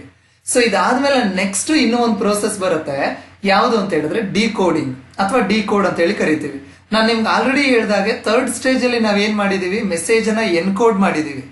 ಸೊ ಆ ಮೆಸೇಜ್ ಎನ್ಕೋಡ್ ಮಾಡಿರೋದನ್ನ ರಿಸೀವರ್ ಅವನಿಗೆ ಅರ್ಥ ಆಗೋ ರೀತಿನಲ್ಲಿ ಅವನ ಅಂಡರ್ಸ್ಟ್ಯಾಂಡಿಂಗ್ ಕೆಪಾಸಿಟಿನಲ್ಲಿ ಡಿಕೋಡ್ ಮಾಡ್ತಾನೆ. ಅಂದ್ರೆ ನಾನು ಇವಾಗ ಈ ಟಾಪಿಕ್ ಅನ್ನ ಈ ವಿಡಿಯೋದಲ್ಲಿ ಎಕ್ಸ್ಪ್ಲೈನ್ ಮಾಡ್ತಾ ಇದ್ದೀನಿ. ನಾನು ಎಕ್ಸ್ಪ್ಲೈನ್ ಮಾಡ್ಲಿಕ್ಕೆ ನನ್ನ ಮೈಂಡ್ ಅಲ್ಲಿ ಒಂದಷ್ಟು ಐಡಿಯಾಸ್ ಇದೆ. ನನ್ನ ಎಕ್ಸ್ಪ್ಲನೇಷನ್ ಅನ್ನ ಕೇಳಿಸ್ಕೊಂಡ್ಮೇಲೆ ನನ್ನ ಮೈಂಡ್ ಅಲ್ಲಿರೋ ಐಡಿಯಾಸ್ ಅನ್ನ ಎಕ್ಸಾಕ್ಟ್ಲಿ ಆಸ್ ಇಟ್ ಈಸ್ ನೀವು ಅರ್ಥ ಮಾಡ್ಕೊಳ್ದೇ ಇರ್ಬೋದು. ಬಟ್ ನಿಮ್ಮ ಪಾಸ್ಟ್ ಅಥವಾ ಪ್ರಿಯರ್ ಎಕ್ಸ್ಪೀರಿಯನ್ಸ್ ಏನಿರುತ್ತೆ ಅದರ ಬೇಸ್ ಮೇಲೆ ಅಥವಾ ನೀವು ಕಮ್ಯುನಿಕೇಶನ್ ಬಗ್ಗೆ ಏನೇನೆಲ್ಲ ಓದಿದಿರಿ ಅದ್ರ ಬೇಸ್ ಮೇಲೆ ನಾನು ಹೇಳೋ ಈ ಮಾಹಿತಿಯನ್ನ ನೀವೇ ಇನ್ನೊಂದು ರೀತಿನಲ್ಲಿ ಅರ್ಥ ಮಾಡ್ಕೊಳ್ತೀರಾ. ಆ ಅರ್ಥ ಮಾಡ್ಕೊಳ್ಳೋ ಪ್ರೋಸೆಸ್ ಅನ್ನೇ ನಾವು ಡಿಕೋಡ್ ಅಂತ ಹೇಳಿ ಕರಿಬಹುದು. ಐಡಿಯಾಸ್ ನ ವರ್ಡ್ಸ್ ಕನ್ವರ್ಟ್ ಮಾಡಿದ್ರೆ ಎನ್ಕೋಡ್, ಆ ವರ್ಡ್ಸ್ ನ ಮತ್ತೆ ಐಡಿಯಾಸ್ ಕನ್ವರ್ಟ್ ಮಾಡಿ ರಿಸೀವರ್ ಅರ್ಥ ಮಾಡ್ಕೊಳ್ತಾನಲ್ಲ ಅದನ್ನ ನಾವು ಡಿಕೋಡಿಂಗ್ ಅಂತ ಹೇಳಿ ಕರಿತೀವಿ. ಸೊ ಇಷ್ಟಕ್ಕೆ ನಮ್ಮ ಕಮ್ಯುನಿಕೇಶನ್ ಪ್ರೋಸೆಸ್ ಎಂಡ್ ಆಗೋದಿಲ್ಲ. ಇದಾದ್ಮೇಲೆ ನೆಕ್ಸ್ಟ್ ವೆರಿ ಇಂಪಾರ್ಟೆಂಟ್ ಪ್ರೋಸೆಸ್ ಬರುತ್ತೆ ಫೀಡ್ಬ್ಯಾಕ್. ಸೊ ಸೆಂಡರ್ ಮೆಸೇಜ್ ಅನ್ನ ಕಳಿಸ್ತಾನೆ, ಅದನ್ನ ಎನ್ಕೋಡ್ ಮಾಡ್ತಾನೆ, ಎನ್ಕೋಡ್ ಮಾಡಿದ್ದು ಚಾನಲ್ ಮೂಲಕ ಬರುತ್ತೆ, ರಿಸೀವರ್ ರೀಚ್ ಆಗುತ್ತೆ, ರಿಸೀವರ್ ಡಿಕೋಡ್ ಮಾಡಿ ಮೆಸೇಜ್ ಅನ್ನ ಅರ್ಥ ಮಾಡ್ಕೊಳ್ತಾನೆ. ಅರ್ಥ ಮಾಡ್ಕೊಂಡ್ಮೇಲೆ ಅವನಿಗೆ ಏನ್ ಅನ್ನಿಸ್ತು ಅಂತ ಹೇಳಿ ಫೀಡ್ಬ್ಯಾಕ್ ಕೊಡ್ತಾನೆ. ಆ ರಿಪ್ಲೈ ಏನ್ ಕೊಡ್ತಾನೆ ರಿಸೀವರ್ ಅದನ್ನ ಫೀಡ್ಬ್ಯಾಕ್ ಅಂತ ಕರಿತೀವಿ. ಈ ಫೀಡ್ಬ್ಯಾಕ್ ಯಾರಿಗ್ ಬರುತ್ತೆ ಅಂತ ಹೇಳಿದ್ರೆ ಸೆಂಡರ್ ಬರುತ್ತೆ. ಸೊ ಹಾಗಾಗಿ ಒಂದು ಕಮ್ಯುನಿಕೇಶನ್ ಪ್ರೋಸೆಸ್ ಅಂತ ಹೇಳಿದ್ರೆ ಅಥವಾ ಒಂದು ನಾರ್ಮಲ್ ಕಮ್ಯುನಿಕೇಶನ್ ಪ್ರೋಸೆಸ್ ಅಂತ ಹೇಳಿದ್ರೆ ಈ 7 ಸ್ಟೆಪ್ಸ್ ಇರುತ್ತೆ. ನಿಮಗೆ ಈ 7 ಸ್ಟೆಪ್ ಅಲ್ಲಿ ಯಾವ್ದಾದ್ರು 4 ಸ್ಟೆಪ್ ಕೊಟ್ಟು ಯಾವ್ದಾದ್ಮೇಲೆ ಯಾವ್ದು ಬರುತ್ತೆ ಅಂತ ಕೇಳ್ಬೋದು, ಅಥವಾ ಯಾವ ಸ್ಟೆಪ್ ಏನನ್ನ ರೆಪ್ರೆಸೆಂಟ್ ಮಾಡುತ್ತೆ ಅಂತ ಕೇಳ್ಬೋದು. ಈ ರೀತಿ ನಿಮ್ಗೆ ತುಂಬಾ ಕ್ವಶನ್ಸ್ ಈ ಸ್ಟೆಪ್ಸ್ ಅಥವಾ ಪ್ರೋಸೆಸ್ ಆಫ್ ಕಮ್ಯುನಿಕೇಶನ್ ಬಗ್ಗೆ ಇದ್ದೇ ಇರುತ್ತೆ. ಸೊ ನಮಗೆ ಯೂಶಲಿ ಎನ್ಕೋಡಿಂಗ್ ಡಿಕೋಡಿಂಗ್ ಬಗ್ಗೆ ಕೇಳ್ತಾರೆ, ಚಾನಲ್ ಬಗ್ಗೆ ಕ್ವಶನ್ ಕೇಳ್ತಾರೆ. ಈ ರೀತಿ ವೇರಿಯಸ್ ಕ್ವಶನ್ಸ್ ಈ ಏರಿಯಾದ ಮೇಲೆ ಬರುತ್ತೆ. ಹಾಗಾಗಿ ಇದನ್ನ ಇನ್ನೂ ಒಂದಷ್ಟು ಡೆಪ್ತ್ ಆಗಿ ಈ ಟಾಪಿಕ್ ಅನ್ನ ಡೀಟೇಲ್ಡ್ ಆಗಿ ಓದ್ಕೊಳ್ಳಿ. ಸೊ ಈಗ ನಾನು ಪ್ರೋಸೆಸ್ ಆಫ್ ಕಮ್ಯುನಿಕೇಶನ್ ಅನ್ನ ಎಕ್ಸ್ಪ್ಲೈನ್ ಮಾಡಿದ್ದೀನಿ. ಇದು ನಿಮ್ಗೆ ಕ್ಲಿಯರ್ ಇದೆ ಅಂತ ಭಾವಿಸ್ತೀನಿ. ಇದು ನಿಮ್ಗೆ ಕ್ಲಿಯರ್ ಇದ್ರೆ ನೆಕ್ಸ್ಟ್ ಟಾಪಿಕ್ ಗೆ ಮೂವ್ ಆನ್ ಆಗೋಣ. ಇದೇ ಕಮ್ಯುನಿಕೇಶನ್ ಅಲ್ಲಿ next topic types of communication. It is very very important. Once again compulsory question ಬರ್ತಕ್ಕಂಥ ಏರಿಯಾ ಟೈಪ್ಸ್ ಆಫ್ ಕಮ್ಯುನಿಕೇಶನ್. ಸಂವಹನದ ವಿಧಗಳು ಅಂತ ಹೇಳಿ ಕರಿತೀವಿ. ಈ ಸಂವಹನದ ವಿಧಗಳಲ್ಲಿ ಬೇರೆ ಬೇರೆ ಆಧಾರದ ಮೇಲೆ ಬೇರೆ ಬೇರೆ ರೀತಿಯಾಗಿ ನಾವು ಕಮ್ಯುನಿಕೇಶನ್ ಅನ್ನ ವಿಂಗಡಿಸ್ತಾ ಹೋಗ್ತೀವಿ. ನಾನು ಅದರಲ್ಲಿ ಫಸ್ಟ್ ಟೈಪ್ ತಗೊಳ್ತೀನಿ, ಬೇಸ್ಡ್ ಆನ್ ಮೀಡಿಯಾ. ಯಾವ ಮೀಡಿಯಾ ಅಥವಾ ಮೀಡಿಯಂ ಅನ್ನ ನಾವು ಬಳಸ್ಕೊಳ್ತೀವಿ ಅನ್ನೋದ್ರ ಮೇಲೆ ಕಮ್ಯುನಿಕೇಶನ್ ಅನ್ನ ನಾವು 2 ಪಾರ್ಟ್ಸ್ ಆಗಿ ಡಿವೈಡ್ ಮಾಡ್ತೀವಿ. ಅದರಲ್ಲಿ ಫಸ್ಟ್ ಒನ್ ವರ್ಬಲ್ ಕಮ್ಯುನಿಕೇಶನ್ ಅಂತ ಹೇಳಿ. ವರ್ಬಲ್ ಕಮ್ಯುನಿಕೇಶನ್ ಅಂದ್ರೆ ಏನಾಗುತ್ತೆ ಅಂತ ಹೇಳಿದ್ರೆ ಈ ಒಂದು ಟೈಪ್ ಆಫ್ ಕಮ್ಯುನಿಕೇಶನ್ ಅಲ್ಲಿ ನಾವು ನಮ್ಮ ಇನ್ಫಾರ್ಮೇಶನ್ ಅನ್ನ ಕೊಡ್ಲಿಕ್ಕೆ ಓರಲ್ ಅಥವಾ ರಿಟರ್ನ್ ಇರುತ್ತೆ. ಓರಲ್ ಅಂಡರ್ ರಿಟರ್ನ್ ಅಂದ್ರೆ ವರ್ಡ್ಸ್ ಅನ್ನ ಬಳಸ್ತೀವಿ ಅಥವಾ ಬರೆದು ನಾವು ಇನ್ಫಾರ್ಮೇಶನ್ಸ್ ಅನ್ನ ತಿಳಿಸ್ತೀವಿ. ಅಂತದನ್ನ ನಾವು ಓರಲ್ ಕಮ್ಯುನಿಕೇಶನ್ ಅಥವಾ ವರ್ಬಲ್ ಕಮ್ಯುನಿಕೇಶನ್ ಅಂತ ಹೇಳಿ ಕರಿತೇವೆ. ಯಾವುದೇ ಕಮ್ಯುನಿಕೇಶನ್ ಯೂಸಿಂಗ್ ಆಫ್ ವರ್ಡ್ಸ್ ನಡೆದ್ರೆ ಅದು ವರ್ಬಲ್ ಕಮ್ಯುನಿಕೇಶನ್. ನಾನು ಮಾತಾಡ್ತಾ ನಿಮ್ಗೆ ಎಕ್ಸ್ಪ್ಲೈನ್ ಮಾಡ್ತಾ ಇದ್ದೀನಿ, ಇದು ವರ್ಬಲ್ ಕಮ್ಯುನಿಕೇಶನ್. ಜೊತೆಗೆ ನನ್ನ PPT ನಲ್ಲಿ ಒಂದಷ್ಟು ವರ್ಡ್ಸ್ ಅನ್ನ ಬರೆದು ನಿಮ್ಗೆ ಎಕ್ಸ್ಪ್ಲೈನ್ ಮಾಡ್ತಾ ಇದ್ದೀನಿ. ಹಾಗಾಗಿ ಇದು verbal communication. Verbal communication means it is a communication which take place through use of words. ಯಾವ ಒಂದು ಸಂವಹನ ಪದಗಳ ಬಳಕೆಯಿಂದ ನಡೆಯುತ್ತೆ ಅಥವಾ ಯಾವುದೇ ಒಂದು ಭಾಷೆಯ ಬಳಕೆಯಿಂದ ನಡೆಯುತ್ತೆ ಅದನ್ನ ನಾವು ವರ್ಬಲ್ ಕಮ್ಯುನಿಕೇಶನ್ ಅಂತ ಹೇಳಿ ಕರಿತೀವಿ. ಇದಾದ್ಮೇಲೆ ನೆಕ್ಸ್ಟ್ ಟೈಪ್ ಆಫ್ ಕಮ್ಯುನಿಕೇಶನ್ ಬರುತ್ತೆ ನಾನ್ ವರ್ಬಲ್ ಕಮ್ಯುನಿಕೇಶನ್. ಸೊ ನಿಮ್ ಮೀನಿಂಗ್ ಅರ್ಥ ಆಗಿರುತ್ತೆ ಅಂತ ಅನ್ಕೊಳ್ತೀನಿ. ನಾನ್ ವರ್ಬಲ್ ಕಮ್ಯುನಿಕೇಶನ್ ಅಂತ ಹೇಳಿದ್ರೆ communication with others using science, body language etcetera. ಅಂದ್ರೆ ವರ್ಡ್ಸ್ ಬಿಟ್ಟು ಬೇರೆ ಯಾವ್ದಾದ ರೀತಿನಲ್ಲಿ ನಾವು ಕಮ್ಯುನಿಕೇಟ್ ಮಾಡಿದ್ರೆ ಅದು ನಾನ್ ವರ್ಬಲ್ ಕಮ್ಯುನಿಕೇಶನ್. ಫಾರ್ ಎಕ್ಸಾಂಪಲ್, ಈಗ ನಾವು ಟ್ರಾಫಿಕ್ ಅಲ್ಲಿ ಹೋಗ್ತಾ ಇರ್ತೀವಿ, ರೆಡ್ ಲೈಟ್ ಬೀಳುತ್ತೆ. ರೆಡ್ ಲೈಟ್ ಬಿದ್ದಿದ ತಕ್ಷಣ ನಾವು ನಮ್ಮ ವೆಹಿಕಲ್ ನ ಸ್ಟಾಪ್ ಮಾಡಿ ನಿಂತ್ಕೊಳ್ತೀವಿ. ನಮ್ಗೆ ಯಾರಾದ್ರೂ ಹೇಳಿದ್ರ ಪೊಲೀಸ್ನವ್ರು ಬಂದು ರೆಡ್ ಲೈಟ್ ಬಿದ್ದಿದೆ ನಿಲ್ಸು ಅಥವಾ ಟ್ರಾಫಿಕ್ ಇದಾಗಿದೆ ನಿಲ್ಸು ಅಂತ? ಜಸ್ಟ್ ಆ ರೆಡ್ ಲೈಟ್ ಇಂಡಿಕೇಟ್ ಮಾಡುತ್ತೆ ಟ್ರಾಫಿಕ್ ಕ್ಲೋಸ್ ಆಗಿದೆ, ನಾವು ನಿಂತ್ಕೊಳ್ಬೇಕು ಅಂತ ಹೇಳಿ. ಅದೇ ಗ್ರೀನ್ ಲೈಟ್ ಬಂದ್ರೆ ನಾವು ಮೂವ್ ಆಗ್ಬೇಕು ಅಂತ ಹೇಳಿ. ಈ ರೀತಿಯಾದಂಥದ್ದು ನಾವು ಕ್ಲಾಸ್ ರೂಮ್ ಅಲ್ಲಿ ಹೋದ್ರೆ ಜಸ್ಟ್ ಒಂದು ಸ್ಟ್ಯಾಚ್ಯೂ ತರ ನಿಂತ್ಕೊಂಡು ಪಾಠ ಮಾಡೋದಿಲ್ಲ. ನಮ್ಮ ಹ್ಯಾಂಡ್ಸ್ ಅನ್ನ ಬಳಸ್ತೀವಿ, ಗೆಸ್ಚರ್ಸ್ ಅನ್ನ ಬಳಸ್ತೀವಿ, ನಮ್ಮ ಪೋಸ್ಟರ್ಸ್ ಅನ್ನ ಬಳಸ್ತೀವಿ, ನಮ್ಮ ಐ ಕಾಂಟ್ಯಾಕ್ಟ್ಸ್ ಇರುತ್ತೆ, ಫೇಶಿಯಲ್ ಎಕ್ಸ್ಪ್ರೆಷನ್ಸ್ ಇರುತ್ತೆ. ಸೇರ್ಕೊಂಡು ನಾವು ನಮ್ಮ ಕಮ್ಯುನಿಕೇಶನ್ಸ್ ಅನ್ನ ಮಾಡ್ತಾ ಹೋಗ್ತೀವಿ.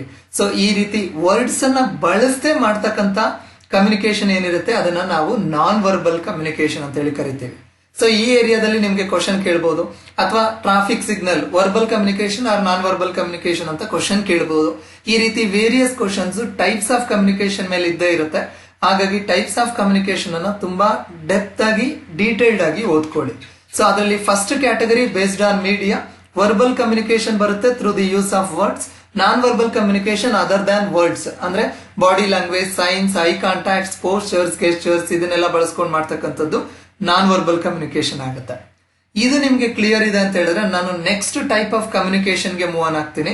Next type of communication is on the basis of recipient.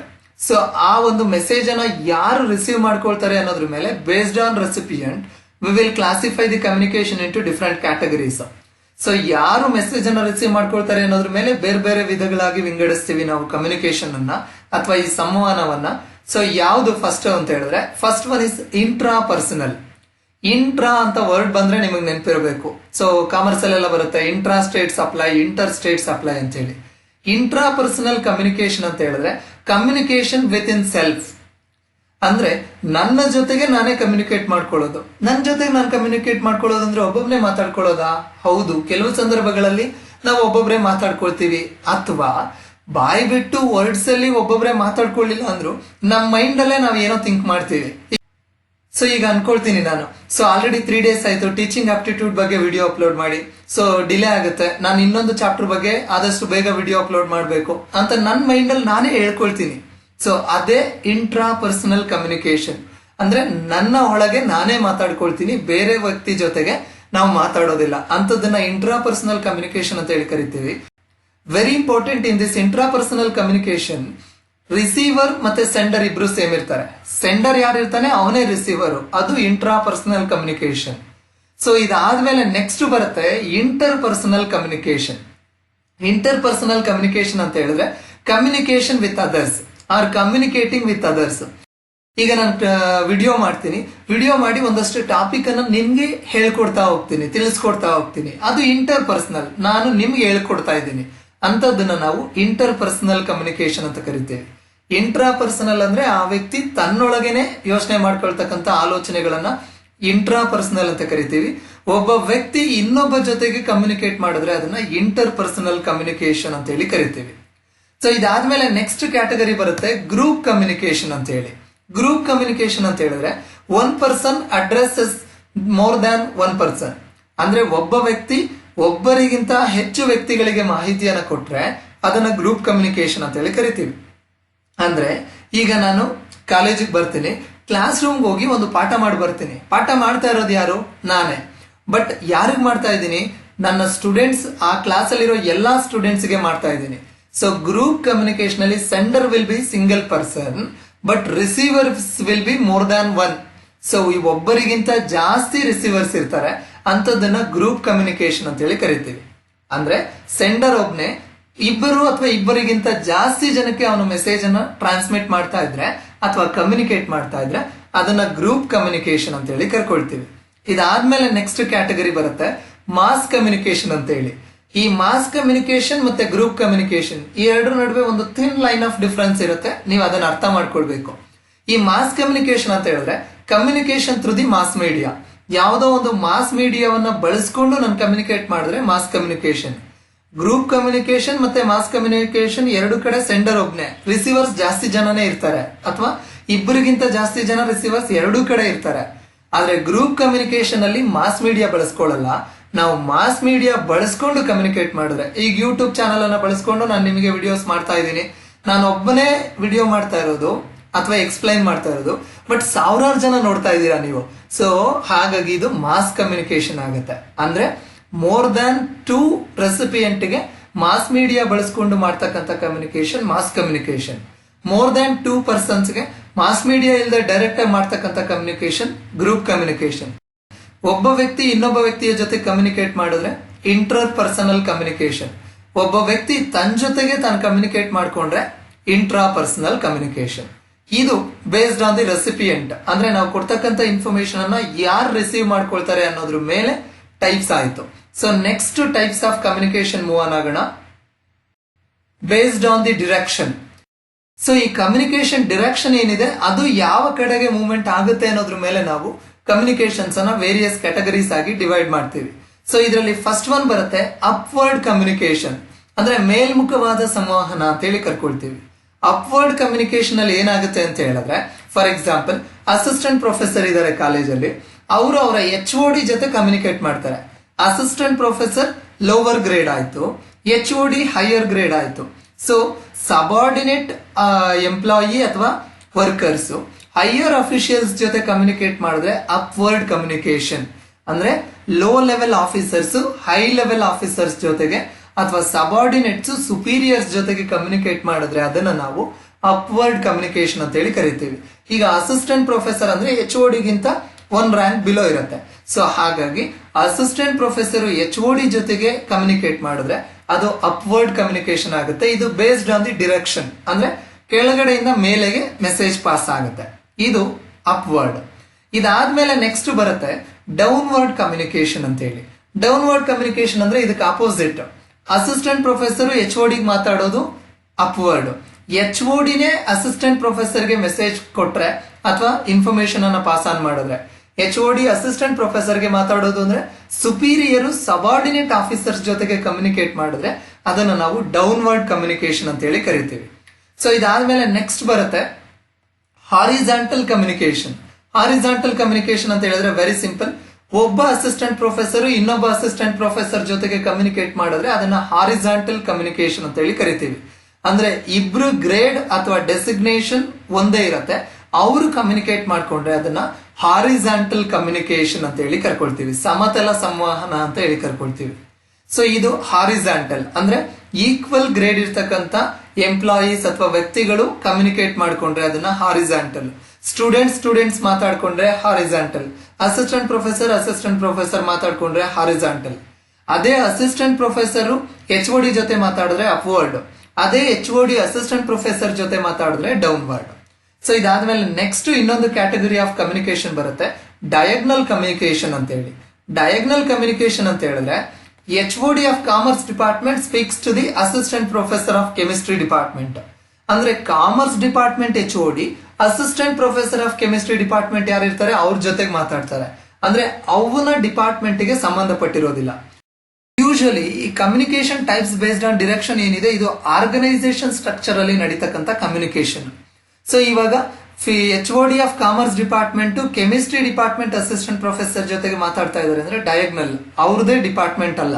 ಈಗ ಕಂಪನಿನಲ್ಲಿ ಹೇಳೋದಾದ್ರೆ finance department manager HR department ಅಲ್ಲಿ ವರ್ಕ್ ಮಾಡ್ತಾರೋ ಯಾರೋ ಒಬ್ರು ಕ್ಲರ್ಕ್ ಜೊತೆ ಮಾತಾಡೋದು, ಅಥವಾ HR ಡಿಪಾರ್ಟ್ಮೆಂಟ್ ಅಲ್ಲಿ ವರ್ಕ್ ಮಾಡ್ತಾ ಇರ್ತಕ್ಕಂಥ ಮ್ಯಾನೇಜರು ಫಿನಾನ್ಸ್ ಡಿಪಾರ್ಟ್ಮೆಂಟ್ ಅಲ್ಲಿ ವರ್ಕ್ ಮಾಡ್ತಾ ಇರೋ ಕ್ಲರ್ಕ್ ಜೊತೆ ಮಾತಾಡೋದು, ಅಥವಾ ಮಾರ್ಕೆಟಿಂಗ್ ಡಿಪಾರ್ಟ್ಮೆಂಟ್ ಅಲ್ಲಿ ಇರ್ತಕ್ಕಂಥ ಕ್ಲರ್ಕ್ ಪ್ರೊಡಕ್ಷನ್ ಡಿಪಾರ್ಟ್ಮೆಂಟ್ ಹೆಡ್ ಜೊತೆಗೆ ಮಾತಾಡೋದು. ಈ ರೀತಿ ಡಿಪಾರ್ಟ್ಮೆಂಟ್ಸೇ ಚೇಂಜ್ ಆದ್ರೆ ಅದನ್ನ ನಾವು ಡಯಾಗ್ನಲ್ ಕಮ್ಯುನಿಕೇಶನ್ ಅಂತ ಹೇಳಿ ಕರಿತೀವಿ. ಸೊ ಹಾಗಾದ್ರೆ types of communication based on the direction we have 4 types.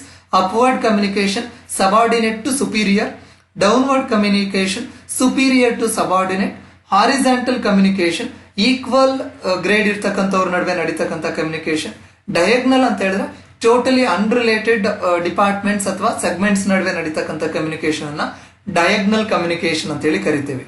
These are all the types of the communication based on the direction. If you have clarity in these topics, I'll move on to the next type. Types of communication on the basis of organizational structure. So organizational structure basis ಮೇಲೆ communication ಅನ್ನು ನಾವು ಯಾವ ರೀತಿ ವಿಂಗಡಣೆ ಮಾಡಬಹುದು ಅಂತ ಹೇಳಿದ್ರೆ, first one is formal communication. Formal communication, formal ಅಂದ್ರೆ ಔಪಚಾರಿಕ ಸಂವಹನ ಅಂತ ಹೇಳಿ ಕರಿತೇವೆ.